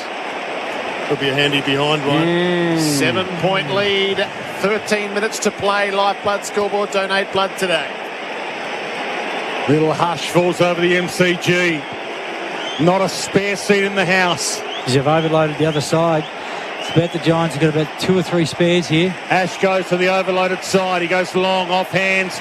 Ball just eludes Kelly. Moore kicked it off the deck. He got it inside 50 for Collingwood. Ball alive. Ash gets it on the rebound. Gave it to Whitfield. Short pass is good. He found Lloyd. He's at half-back flank. Southern stand side. Giants trail by 7 now. Heads down the line. Up flies Hogan. He marks it. Good second grab. He looks around. They're not done with yet, the Giants. Chips the kick towards Cornelio. Got it. 80 from goal. Who does Cornelio want? Perryman screaming for it. Centre half forward in the corridor. He ignores him. Hogan's coming back. And now he's going to launch it. He launches to the pocket. Up flies Brown. He couldn't get there. Big Mark Pendlebury stood in the hole and took a ripper. 11 gone. Final term. 12 left on the Makita XGT clock. And Collingwood lead. Pendlebury balked his way around Toby Green. He dropped the ball in the process and got it back and then found Myercheck. Myercheck takes the contested mark at half-back. Still trying to work out what Cornelio was thinking, kicking that ball where he did. Out the side to Markov. No, it's going to have to come back. Things just weren't as they should have been. Myercheck with footy in hand, left half back. Wider still to Maynard. Takes 15 metres forward of the play to Mitchell. Tom Mitchell has crossed over to Collingwood for just this sort of occasion. Long down the line. Cox against Taylor. Taylor made the spoil this time. Cornelio tackled to a standstill by side, but the tackle went high. No, he's kicked it out in the full, isn't it? Cornelio threw it onto his boot and it went out on the full, but there's the high free kick. Negates all else. He had the ball inside their forward 53 occasions this term. Collingwood 10. They're right up against it, the Giants down by 7. Kick long down the line. Markov brought it to ground. Ward is there, tackled by Mitchell and dispossessed. Maynard creates the play to side bottom, tried to get it inboard to De Goey. He didn't come off. Buckley came up, tackled to ground and dispossessed. Cornelio has support from Ash. He'll kick out the far side to Ward. This is their moment now, and they know it. He plays on quickly. He goes long, but getting back Cameron. Collingwood with all the answers at the moment. And Darcy Cameron holds it up at half back. They're 11 minutes and change away, Collingwood, from the grand final, if they can hold on from here. Heads wide, up flies Myercheck, got there late, couldn't mark it. Ball slapped down to the front. Play on, Buckley's got it. Loops it over the top to the Lloyd. It was out of play. Ball in. Shane Warne stands side. So, here's the equation. On the Lifeblood Donate Blood Today scoreboard, Collingwood lead 8-10-58. Giants are 7-9-51. 14 gone. Last quarter, here's Gerard Whateley on AFL Nation. Keith to Daniels. He got it up to Tom Green. He got ankle taps. No whistle. He got grabbed by the ankle by side bottom. There's a certain amount of swallow the whistle and let them play, but you have to enforce the rules to some degree, and it's a ball up near the boundary. Well, you've got to enforce the rules. I mean, that was a free kick. That's crazy. Free kick. Tossed up. Daniels taken to ground by Nick Dacos. Throw it in. Right half forward for the Giants. Collingwood by 7. A fresh Briggs has just come on the ground, and this is where he's very, very good at grabbing the ball out of the ruck. Halloran's about to be activated as the sub as well. Briggs swats it forward. Nick Dacos cut it off, and he found a way through. High ball down the wing, a bit aimless in the end. Perryman knocks it against the boundary. Kelly gathers, kept it alive. Hand pass to Tom Green, balked the first option. Then hooks his kick to half forward. Toby's closing, kept it in dispute. Kelly followed it down, right against the boundary again on the stretch. He kept it in, but only as far as Quaynor, who took it over. 7 points to margin. Collingwood's favour. The crowd in Collingwood's favour. Fitness, freshness in Collingwood's favour. Last quarter momentum has been their forte. That's in Collingwood's favour. Ball knocked down towards Ginnivan. He's fresh as the sub. He's come on and given them something. Side bottom inside with the handoff. Pendlebury, their all-time great, couldn't get away. And he's dragged down, middle of the ground. It's a really good tackle, isn't it? Well, they're holding on here, but they just can't get any free flow, the Giants. Haven't seen any sort of run. Big pack around it. Briggs had it. Tackled quickly. Side bottom to Nick Dacos. The crowd tells him he's hot. He fans it wide to Cameron. Can't mark it. Nearly a free. Ginnivan picks it up. Hammers it inside 50. Ugly ball.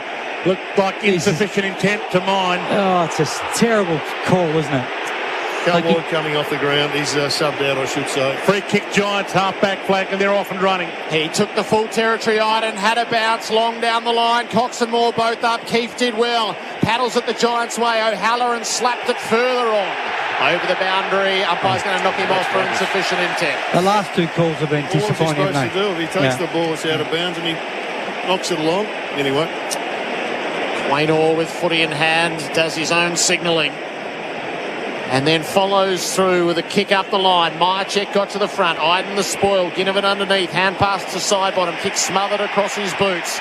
Perryman got it going forward, then ran into Nick Dacos. It was over the boundary to be thrown in.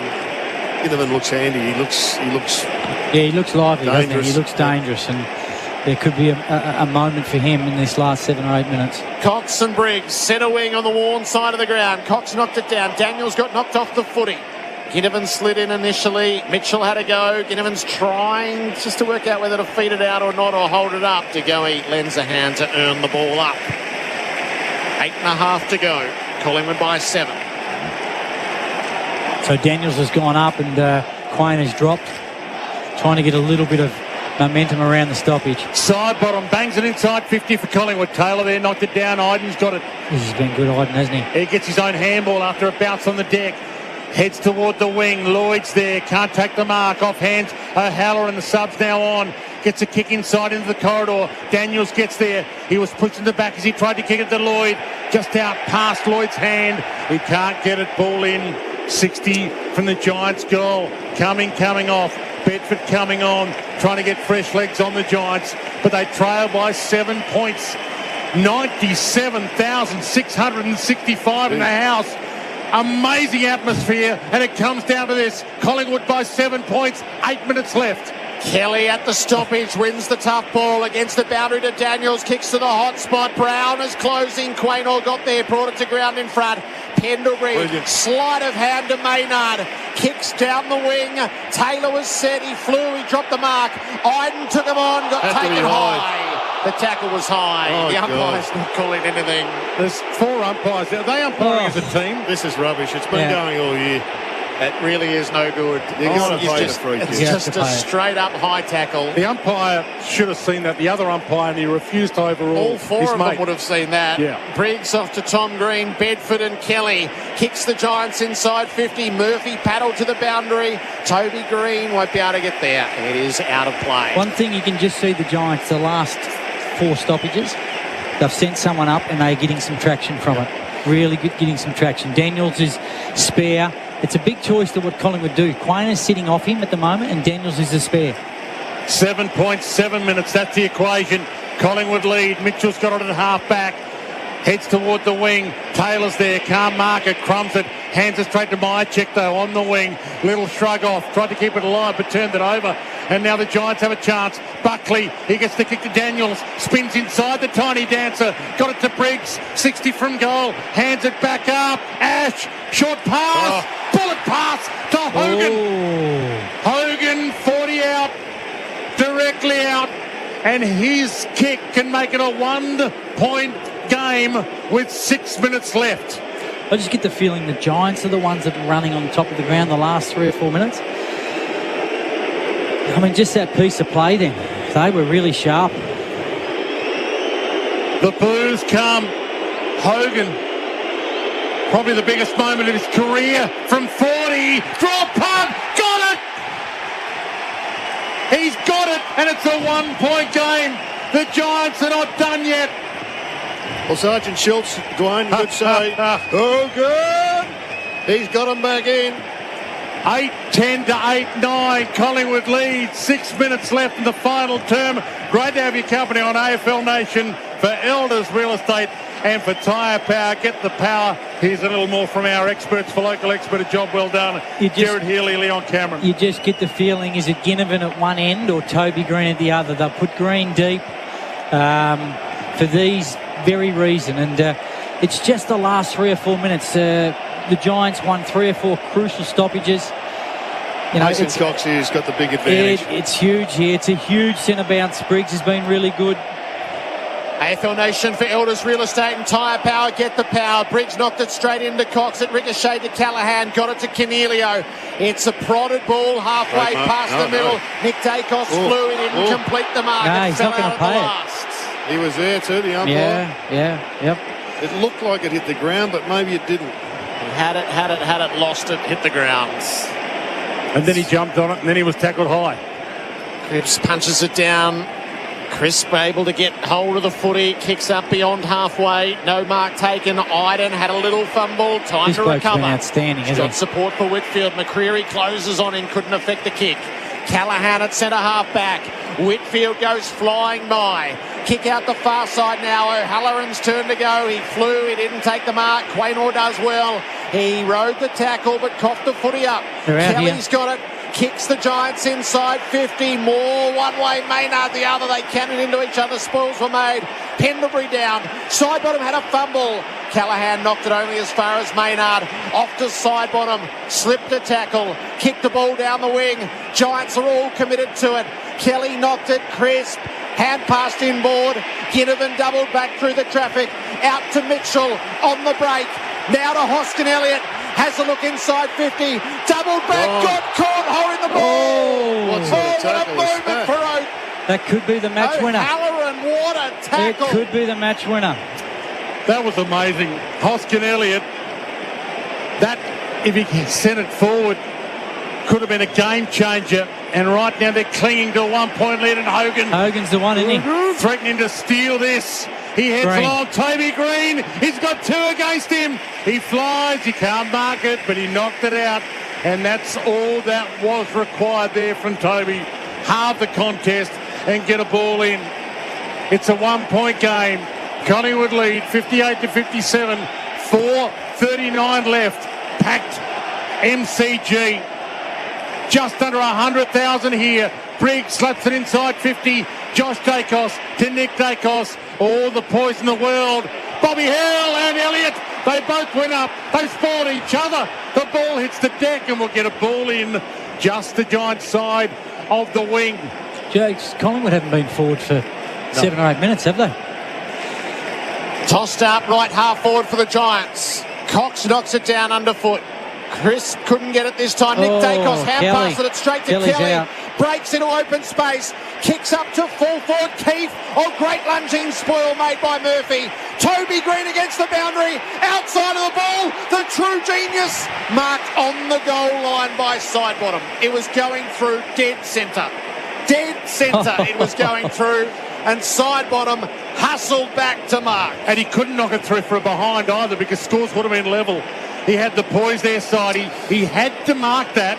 He couldn't fumble it through. It would have been a behind and we'd be all tied up. But he took the mark. Howe goes long. Cox flies off hands. Huge ball to win. Hoskin Elliott wins it. Kicks to the middle.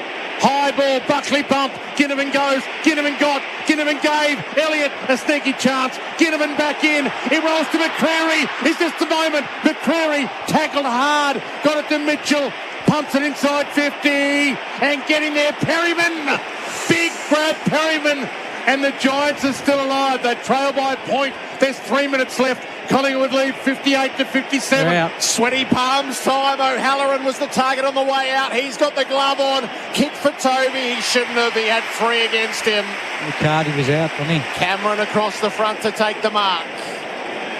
Cameron plays it wide out to Howe. Howe takes the territory up the line. Josh Dacos made the running. Inside the final 3 minutes. Inboard with a kick to Mitchell. Collingwood steady with the build-up. Sideways to Pendlebury. Nobody on the mark. Nobody in front of him. Umpire yet to call play on. Now he does. So Pendlebury lays it out to the side for Nick Dacos. It's soaking seconds off the clock. Collingwood lead by a point. To go, he's pacing around on the bench, desperate to get back on the field. Nick Dacos makes the incision inside 50. No mark. Perryman's hand pass. O'Halloran worked it in close confines. Callaghan against the boundary needs Kelly. Mitchell beat him to it.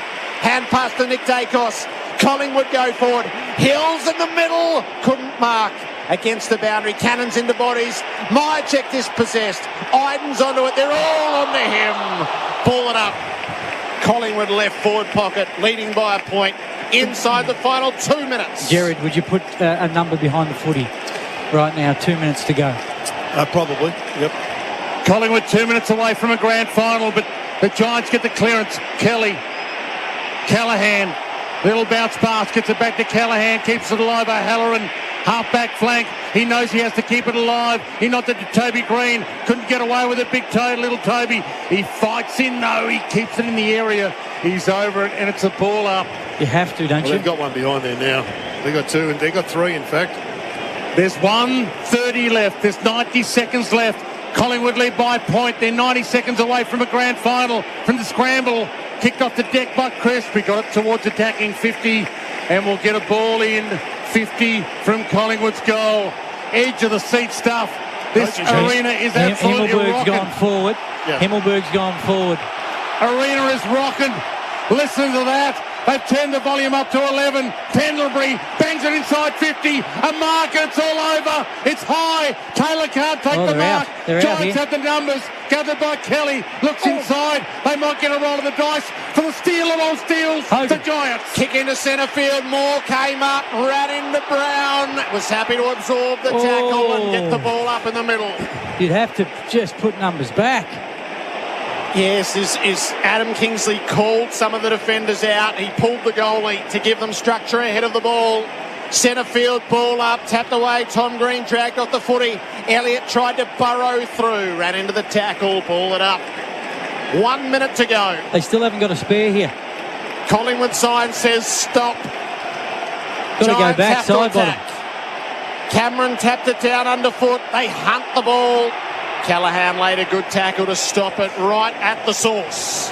Can they get the steal of all steals here, the Giants? You get a feeling it's going to happen, Dwayne. Collingwood by a point. We're down to 50 seconds. And it's a centre-half forward for the Magpies. And the Magpie chant rings around the MCG. Ball to the middle. Penalty goes hard. Lloyd almost into his back. No free kick. Umpire circles. Ball up. They're 45 seconds away from a grand final, Collingwood. So they're going to leave Green spare. So Toby Green's spare now. Dacos has got Green. 45 seconds left. Giants need a point for extra time or a goal to win it. Ball comes to side bottom. Fumble. Perryman's got him. Middle of the ground. Massive pack around it. Umpire circles. And we're down to 30. Have to have a spare. You've got to have a spare. 32 seconds left. Collingwood are doing to the Giants what the Giants did to Collingwood 4 years ago. What price of stoppage? Elliott's onto it. Kicks out to the wing. Josh Dacos in pursuit. Kelly comes at him. Josh is able to gather, being pursued. Turned his hips forward and got away. Kicks perfectly. Hoskin Elliott marks. Collingwood fans rise as one. Hoskin Elliott has the ball for as long as he's allowed. He lays it off to the side, and it's safe. It's safe. Collingwood survive. The quintessential preliminary final thriller. Craig McRae's men will go to the grand final by the margin of 1 point. Side by side they stick together to uphold the Magpies' name. See the barricades are shouting as all barricades should. Oh, the premiership's a cakewalk for the good old Collingwood. The fireworks light the night sky at the MCG above 97,665 who were tortured to the very last seconds. Collingwood 8-10-58 defeat the Giants 8-9-57. Magpie players swarmed to each other. The Giants players collapsed on the spot wherever they were when that final siren sounded.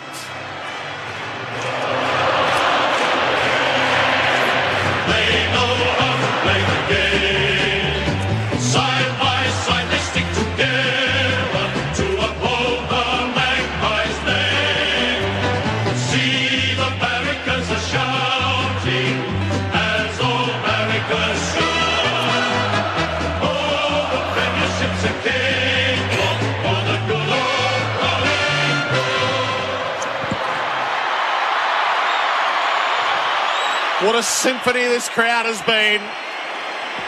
In the maelstrom of it, a moment between Adam Kingsley and Craig McRae, who had worked together previously on their pathways to senior jobs. And now Craig McRae applauding the crowd, asking for more, pumping his fist as he wanders away, and the embraces continue in the middle. Now between friend and foe. At quarter time it was Collingwood by 11, at half time it was the Giants by 10. At three-quarter time, Collingwood by 4, and at the close by 1. 8-10-58 over the Giants, 8-9-57. McStay booted 2 and was subbed out in the last quarter, injured. Elliott, Hill, Crisp, McCreary, Myercheck and Cox 1 apiece. Green booted 2 for the vanquished. That was Toby. Tom kicked 1. Cumming, Hogan, Riccardi, Lloyd and Brown 1 apiece. Well, there's a lot to take in amidst the celebrations for Tobin Brothers Funerals, celebrating lives every day of the year. Leon Cameron and Jared Healy. Well, Jared, what an outstanding prelim, and we were on our edge of our seats here for that last 2 minutes. The ball stuck in the middle of the ground, and I think you called it, Dwayne. Collingwood were doing what we were doing in 2019, just trying not to let the ball out, and the Giants clearly wanted into open space, and that big ball right at the end for Dacos to hit Hoskin Elliott. But what an outstanding effort from Collingwood. They looked gone 5-7 minutes into the third quarter, 16 points down. The Giants didn't take their opportunity. They're going to be sitting back here going, we had that game. We had it in that period of time, but the crowd just got Collingwood back into it, and they made that charge, and they found themselves in the grand final. And it was just an outstanding game by two teams that I think are just going to be heavyweights for the next 4 or 5 years.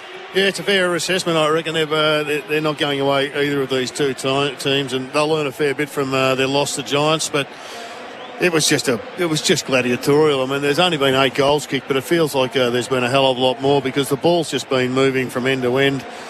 But the defences were both on top, particularly Connor Iden. I think he was just unbelievable for the Giants. And at the other end of the ground, Isaac Quainer, he took a couple of unbelievable marks when it really counted. But through the middle of the ground, it was just contest after contest after contest. I mean, there was a lot of mistakes, as you'd expect, but because it was so high pressure. But there was just a couple of incidents. I mean, Toby Green's ball, it lands on the line. I mean, it's just such a fine line between agony and ecstasy. Well, side bottom fumbles that through. It's a behind. We've got extra time. We're going extra time, and you're not getting home till 12, Jared. Well, I wouldn't mind calling 5 periods of extra time in this kind of game. You'd stay here till Tuesday if it took that long to get it done. How good was it?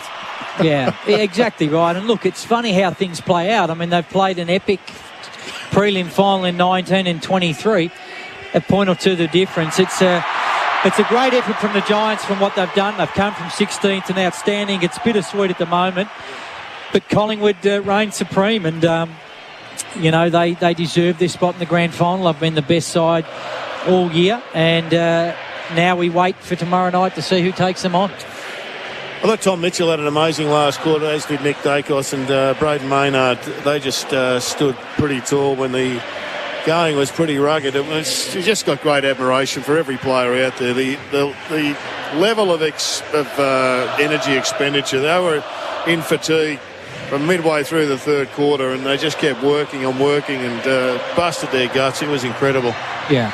And look, you feel for the Giants. It's, they're absorbing, the disappointment, but this crowd of 97,000 was just rocking the place, and, they're going to take this all in. They're going to be really disappointed, but and Collingwood, it's just stark, isn't it? Yeah, one side's just up and about, cuddling everyone, high fives, and another side is just probably saying, what if?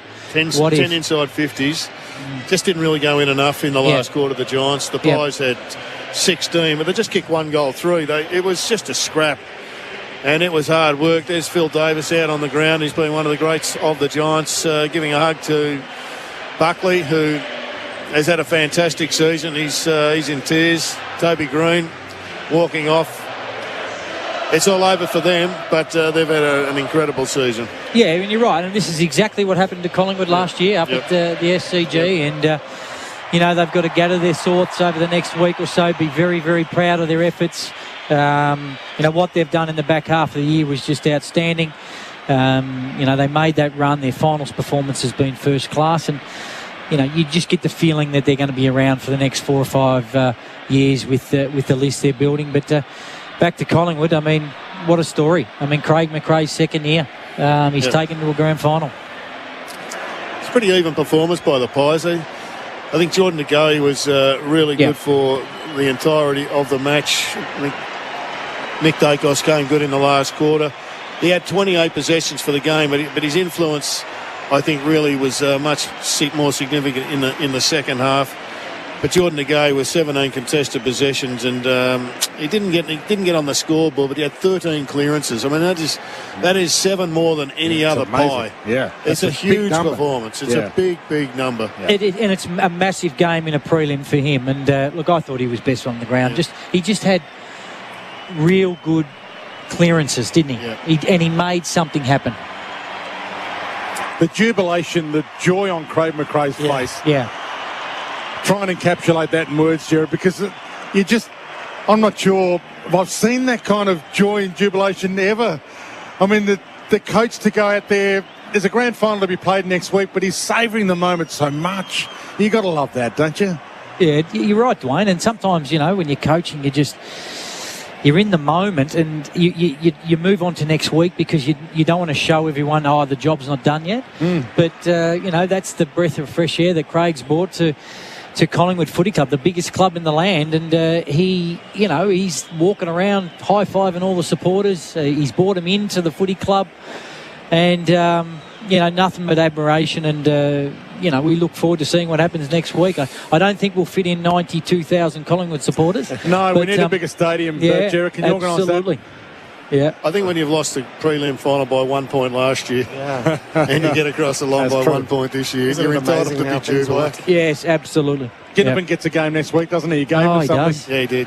No, he did, definitely. Everything we're seeing from afar is that McStay's out. Yeah, It's I think just you're the right. desperation, the consolation and the heartbreak.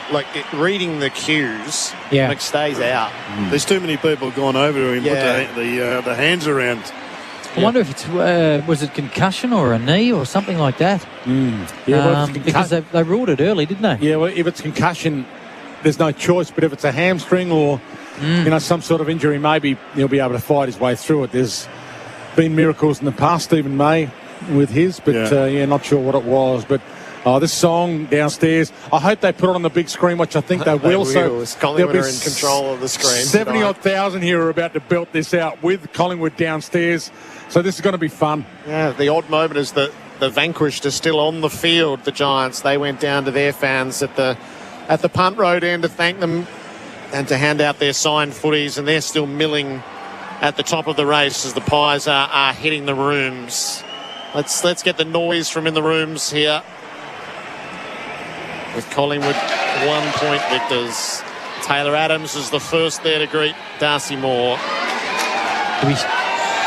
You're right, Jared. Taylor Adams is saying, look, I'll come in for next day. I might be the marking target, but put me in. There's a way back if he's right. Does change their structure a little bit next week if he's not there. First grand final since 2018 for Collingwood. Rucks, 1-4. Well, what's happened in the interim to deliver them to this? The second year of Craig McRae's reign. Sees them qualify for that one day in September. John Noble right in the midst of it all as well.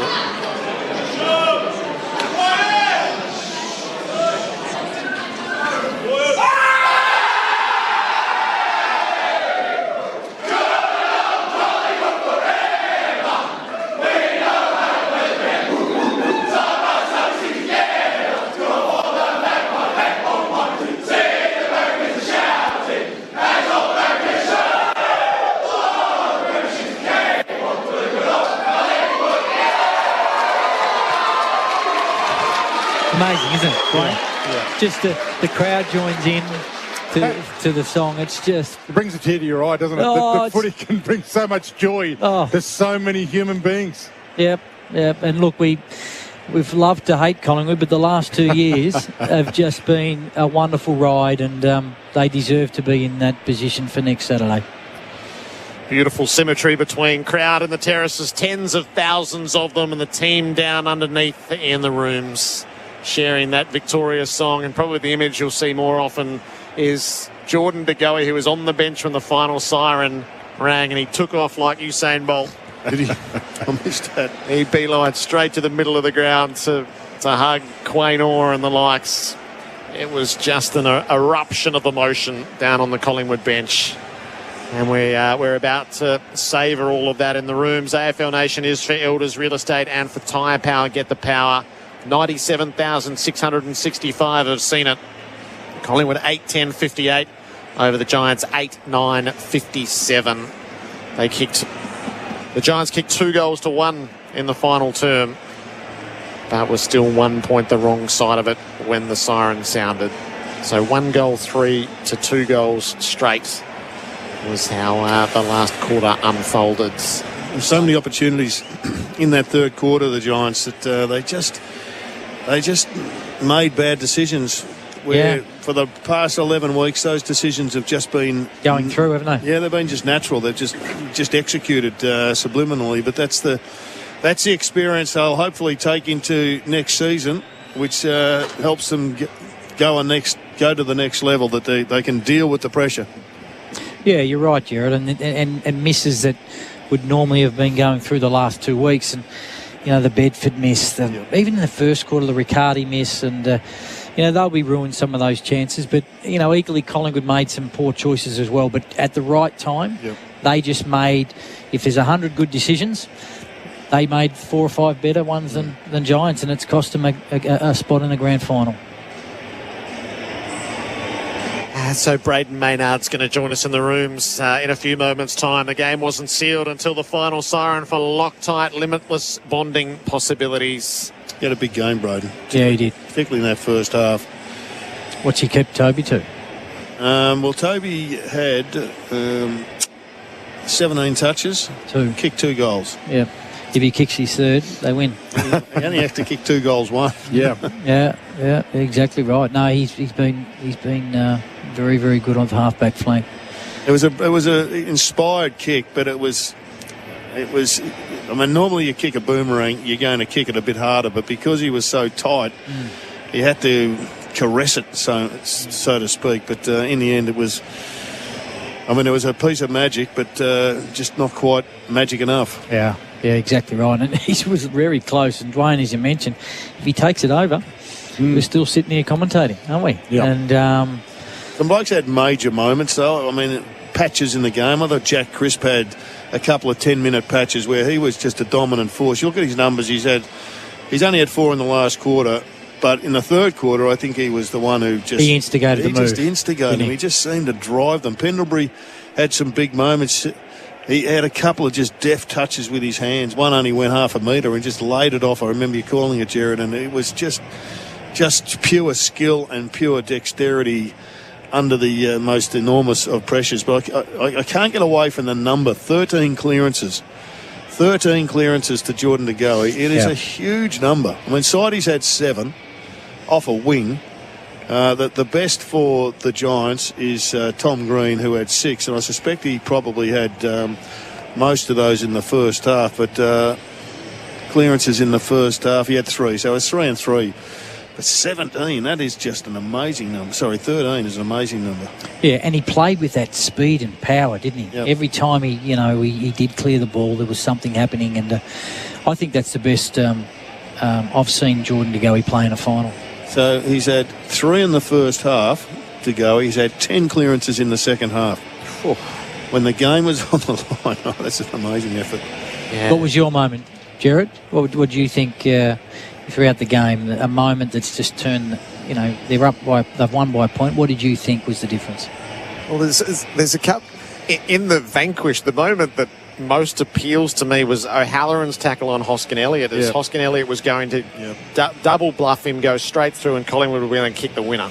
Yep. And O'Halloran, who is fresh into the contest, sticks the tackle, stopped him in his tracks, wins holding the ball, and that's actually what gives the Giants the chance to peg their way back and why they're there at the final desperate moment. So that's sort of the one that is most vivid. Yep. And yet it didn't lead to victory. And yeah, I mean, Toby Green's kick is... we haven't seen the replay from the posts yet. I can't wait to see. I reckon Steele Sidebottom took that on the little line that's painted in the middle of the goals. That's how precise it was. Yeah. It was dead centre going through, and Sidebottom's there to save it. It's funny looking at the last piece of play when it went out to Dacos, and Dacos hit Hoskin Elliott. Yep. And he marked it, then chipped it back to Bobby Hill. Bobby Hill chipped it back, and the siren went when he kicked it, but it went over the head of the Collingwood player. I did it. And because he fell over. Right. And luckily the siren went because the Giant could have ran on and grabbed it. And now I think he kicked it as the siren went. Yep. Okay. So it could have been one of those Simon Beasley, Gubby Allen moments at Whitten Oval. I saw one of the great defenders games last week, Stephen May. I don't think I've seen a better defenders game for a long time, but there's a bloke called Connor Iden out here today that he was superb. Yep. Iden, he was probably the best defender on the ground in my view, and he made a significant contribution because he turned forward attacks from Collingwood around so many times. Quite a superb effort. It's funny how things work out, Jared. I remember we were at the draft. Yep. And Adrian Caruso was the head of recruiting. He said, I know we can only have 5 picks, but if we can get a 6th, I really want to take Iden. Yeah. Now, Iden, I think, went out to about 65. I was at the draft for the first half of it. Yeah. And then I jumped in a cab to get to the airport. I had to get out. And what happened is Wayne Campbell rang and he said, listen, we're going to try to convince Dave Matthews to take Connor Iden. We're going to have to squeeze him into our cap. Yeah. And the rest is history. Yeah. And they've taken him at pick 68. It was a great pick from Adrian Caruso. And he's just played an outstanding game in a prelim final. He's had a big year. Yeah. Really has developed. He came up in the Geelong Academy. They were keen on him. I'm surprised if he went at 68. They didn't jump. But no, he's a player. He's a hell of a player. They've got a great side. You don't get into a prelim final unless you've got a terrific side. But Jamie Elliott, he nailed a goal when it most counted in that third term. He hasn't had a great finals campaign, but he might just turn one on when it most counts. Kick 1 goal too today. Hoskin Elliott, interesting. He wasn't as prolific as he was in the first week of the finals. Finished up in the forward line. And what a story Oleg Markov is. I mean, he was given away. And now he's playing in a premiership, or in a grand final, I should say. And what about that massive moment here in the wing right in front of us, Brown Markov? Yeah. He runs through kids and all of a sudden they score. Yep. So it was a huge moment. Huge turnover, that one, wasn't it? Yeah. Yeah, one of those preliminary finals that there's half a dozen things that'll be grasped and they will live in the memory. Well, it's a big week on radio next week, boys, isn't it, Dwayne?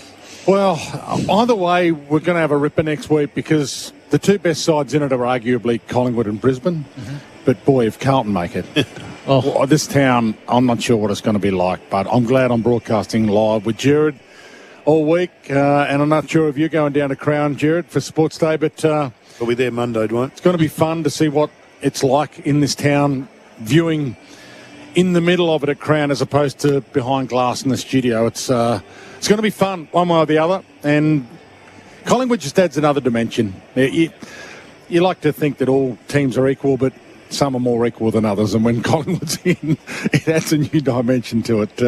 Apologies to George Orwell. I'm not sure who George Orwell barracked for, but he might be a Collingwood fan because some are more equal than others. What about the crowds? 97,665. It's not a bad crowd. Oh. Yeah, added. So we had 2 92s, we had a 96, and now we've had a 97.5. Where are they filling those extra ones in? Where are they squeezing them into the members? Or yeah, it is. Everything has felt elevated this September, and the crowds have played a big role. If it's absolutely jam-packed here, what is it? 102, isn't it? 100,026. 126, right. okay. That was last year's grand final crowd. All right, so let's clear a break here. Braden Maynard's just gone missing for the time being, and why wouldn't he after all that he's been through? We'll tell you the story of the game through our categories. Collingwood into the grand final, 1-point winners over the Giants. That quarter on AFL Nation was for Lifeblood. Donate blood today.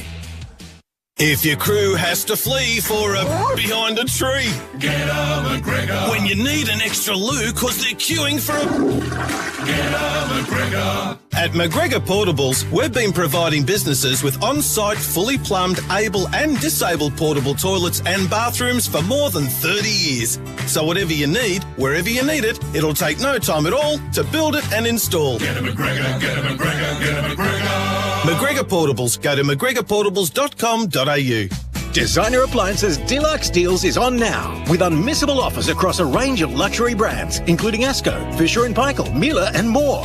Plus, buy now, pay later. Visit your local gallery or designerappliances.com.au. G'day, it's Kane Corns here. All-day socks are designed for people like you and me. For those wanting a bit of extra comfort when they need it most. For the movers and shakers, the late-nighters and the 9-to-5ers. Or for when you just want to show the world who you are by what's on your feet. For all-day comfort, everyday quality and everyday style, it has to be All-Day Socks by Underworks. The number wonder down under for socks. For over half a century, there's one name that Aussie gardeners have come to trust. Holman offer a range of quality watering equipment with an affordable price tag. For the past 55 years, this family-owned business has been helping gardeners save time, money and water. And now, with Holman Smart Watering products, you can water from anywhere, anytime, all from your smartphone. So, protect your garden from the heat this summer with the name you trust. Holman, for the smart gardener. Tradies and service providers, are you looking to improve your cash flow and reduce your paperwork? Then sign up with Australia's fastest growing team of local experts. You'll improve your financial security and work flexibility. Enjoy no sign-up fees? Tick. Better cash flow? Tick. No paperwork? Tick. Exclusive leads? Tick. And finance options to get you on your way? Tick. Ready to join the service revolution? Become a local expert by visiting localexpert.com.au today. A job well done. Hi, bank. Hi, the fixed rate is about to end on my home loan and I just checked my new rate. Most suckers don't. Well, I'm glad I did. Congratulations! Happy new rate! I'm not celebrating. My new rate is horrific. Terrific for us! Are you popping champagne? Oh, sorry, gotta go. The conga line is starting. Wait for me, Barry! If you want to be the one celebrating, go to athena.com.au and switch to the lender that gives a buck about you. Athena, love us and leave us. It's raining gift cards thanks to the Monopoly game at Macca's. You could win one of thousands of gift cards from the iconic Amazon.com.au, FPOS and more. Download the My Macca's app and play today. Ends 24th October. For full terms, visit mcdonalds.com.au. Looking to make a move? A sea change or tree change? Downsizing or investing? Not sure where the market's heading? Let Elders Home Loans do the work for you. Elders Home Loans can tailor a home loan package to suit you, wherever your dreams may take you. A suburban street, a city tower, or a rural retreat. Our network of brokers across Australia are here to support you. We're here to welcome you home. Contact an Elders broker today. Visit elders.com.au/loans. Ah, the Sanyong Rexton. It's the one with enough room to swing a cat. With big 7 seats, giving you plenty of room for all the gang. It's the one with 4x4 and 3.5 tonne towing. That's more tow than a Roman sandal. It's the one with more bells and whistles than you can poke a stick at. And it's the one with the 7-year unlimited kilometre warranty for under 49 grand. Better go have a squiz. Sanyong Rexton, it's the one for all. Drive long, knackers, drive long.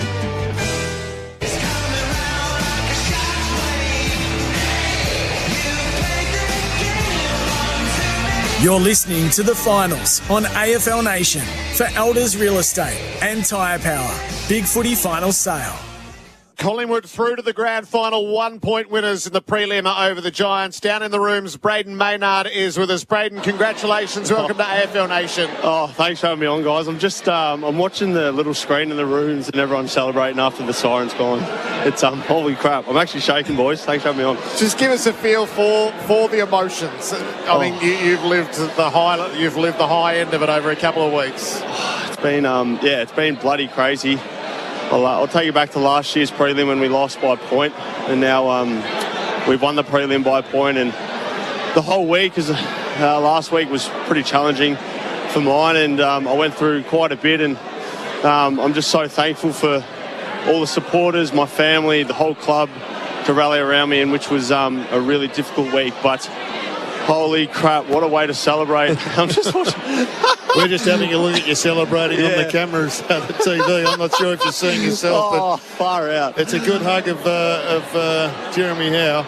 Yeah, absolutely it is. We that was bloody tough, that whole game. That I said it in the post-game talk to Channel 7. I just want to give a serious credit to GWS, the way they've handled themselves this whole year with a new coach.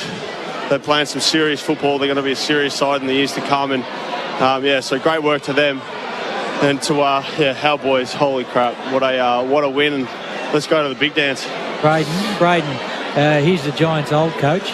How are you, mate? Leon Cameron. Leon Cameron, how are you, mate? You going okay? I'm going very, very well. Just very quickly, well done, mate. Look, your game was outstanding, and no doubt marking Toby Green, you've got to be really switched on.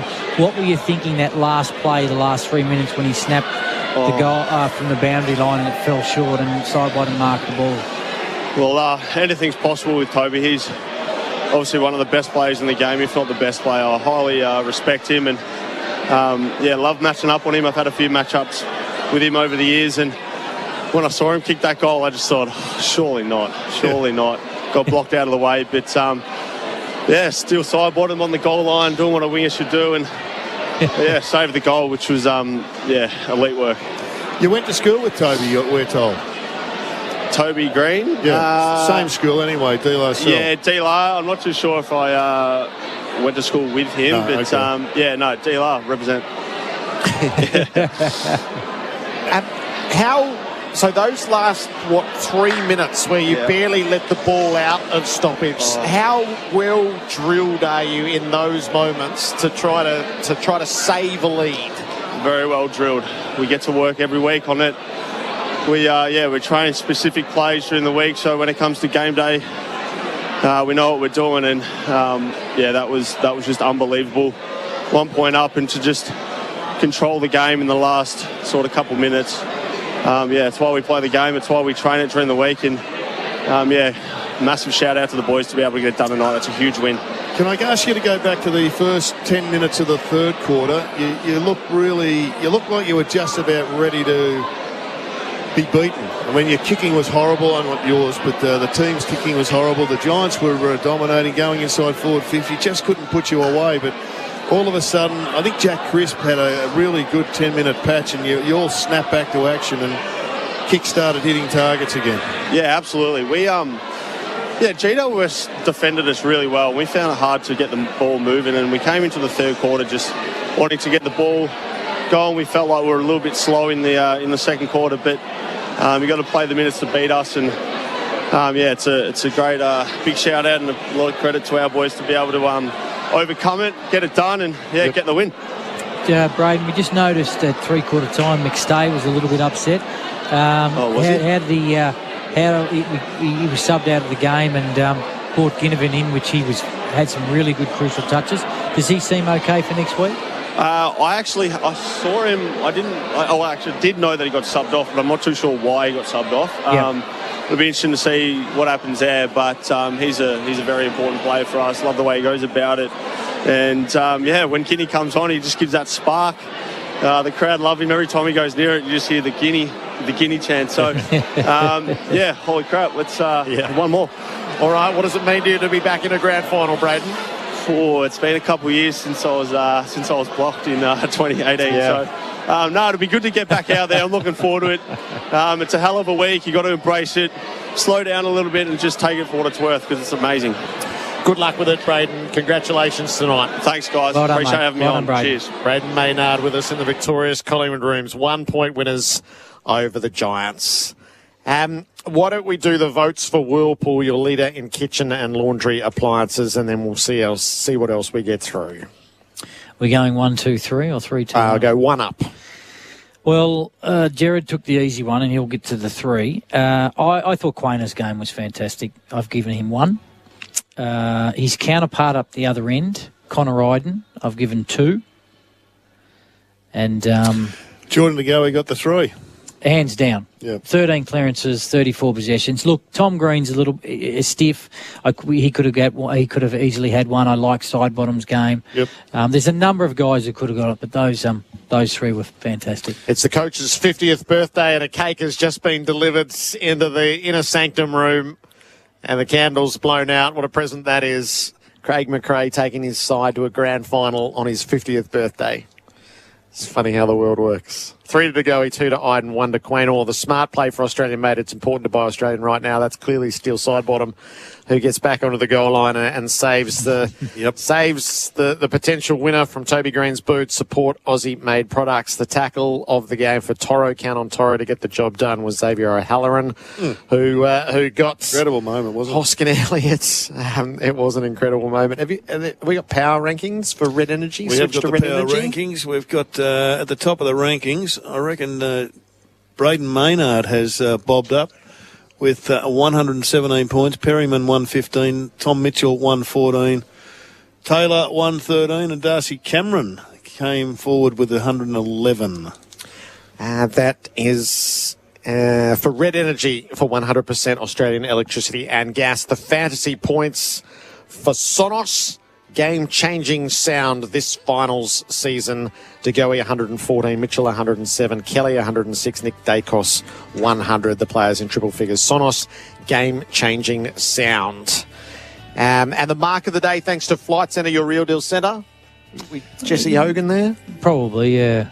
I don't think there was really any... Well, Braden Maynard took a good one, but we settled on Jesse. Oh, yes. Yeah, probably down here, Maynard took it. Tell you what, the other one, the one-handed mark that I'm not even sure who took it, but it saved a goal.